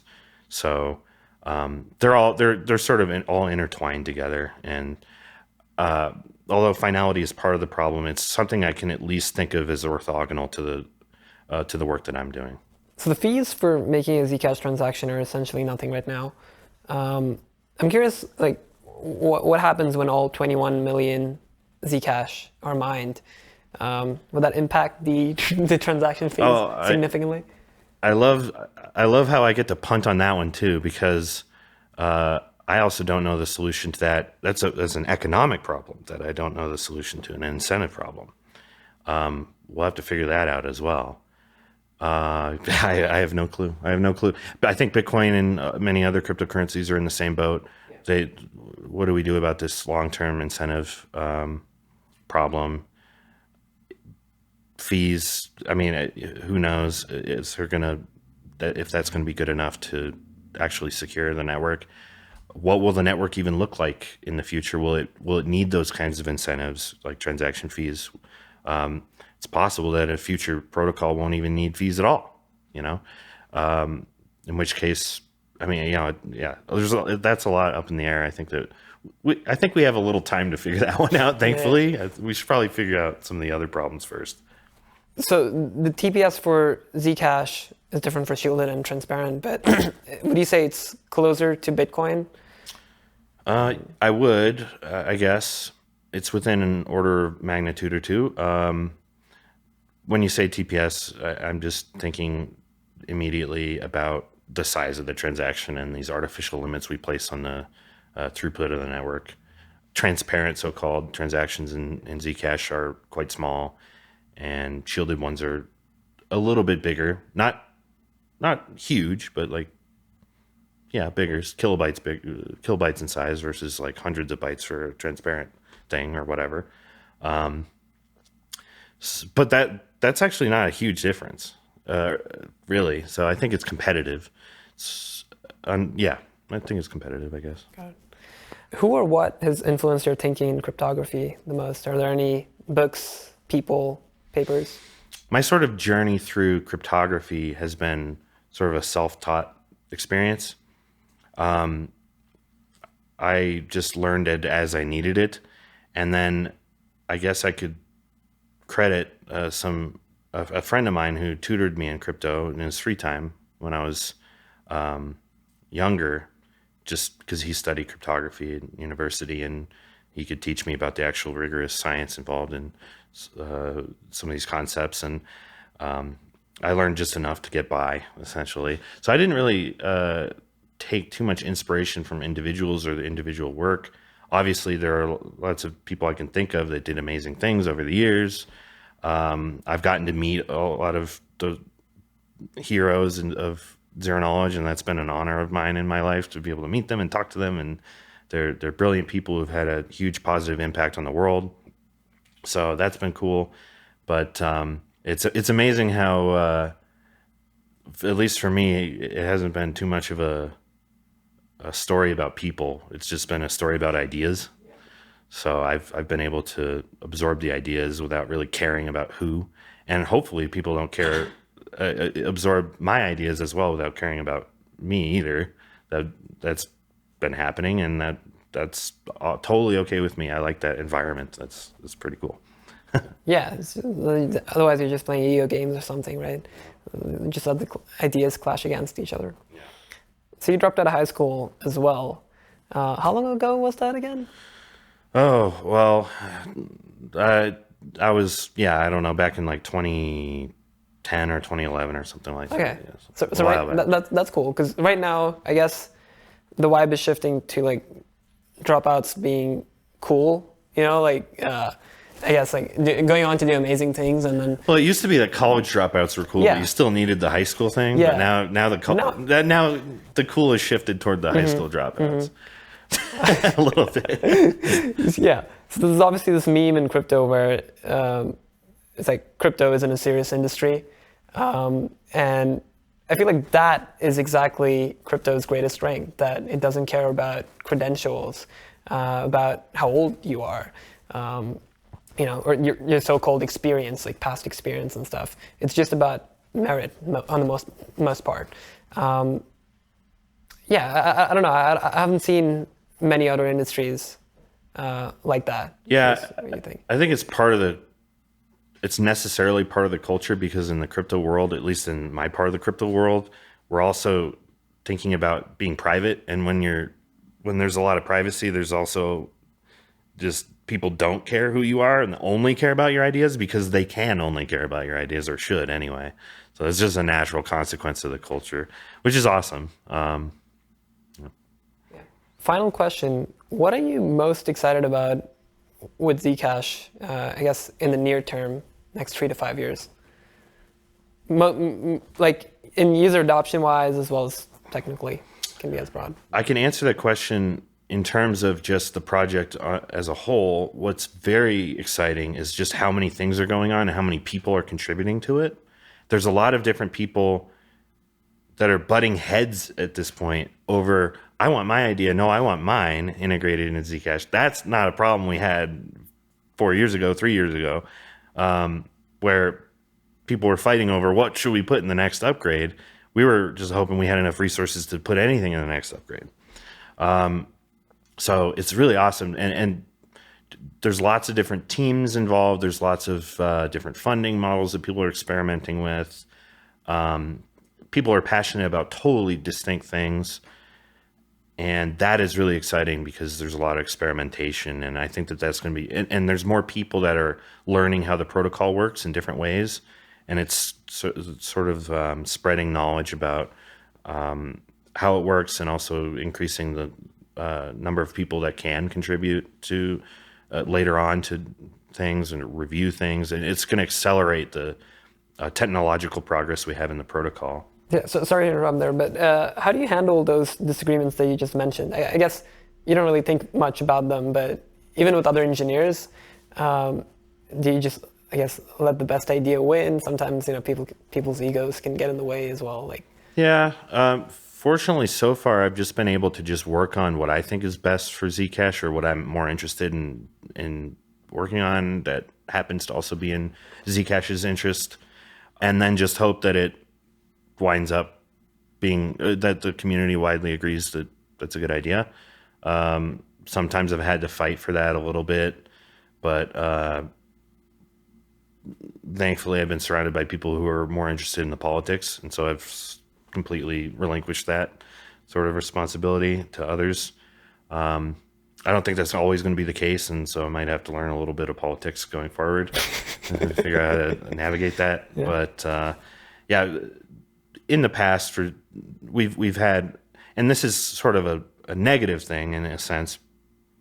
The project had fewer people working on it, and so they tend to agree on what we should actually deploy in the protocol. And now that we have so many people that are working on distinct things and competing with each other over what focus and the future of Zcash is and what's more important than other things, yeah, that's going to be a lot more difficult in the future. I think we're just now hitting that point where I'm going to have to start thinking about that. But I haven't had to think about that much in the past. So we've had some fantastic engineers and researchers that have just all been focused and aligned with each other in terms of what we should work on next in the past. We can do that still. It's just, it's going to be a lot more fun. That's all. Mm-hmm. Yeah, I don't want to interrupt, but you're finishing your answer before about any technical projects that you're excited about. Maybe ones you're not working on yourself. But so from a technical standpoint, like what's interesting, when you say technical standpoint, I think what's interesting from an engineering standpoint, like that's really cool. Oh, that's really sophisticated. That's a clever trick. That's a good idea. In terms of utility for Zcash, that's a little different. I think I actually do like the effort being put toward making proof of stake a thing in Zcash, because I think it provides utility to the network that from an economic standpoint, maybe not necessarily people can disagree, but maybe not necessarily from a security standpoint, but at least from an economic standpoint, and giving users things to do and ways to interact with the network and earn, to stake and to do all these other things, and also to reduce downward pressure on the price and yada yada. I think is good from just from a utility standpoint. From a technical standpoint, there are some efforts, and there are some people very passionate about making programmable, the stuff I alluded to before, the programmable versions of programmable money on top of Zcash, that I think will be interesting. It just is a matter of someone stepping up to actually start implementing that stuff. It's not going to be me anytime soon, but the ideas are lying there waiting for someone to take hold, and I'm excited for that. I'm just waiting. Yeah. So. Well, awesome. I really appreciate your time, Sean, and I think you're really working on some incredible stuff. Moon math, I guess. Accelerating moon math, yeah. Yeah, thanks. That was great.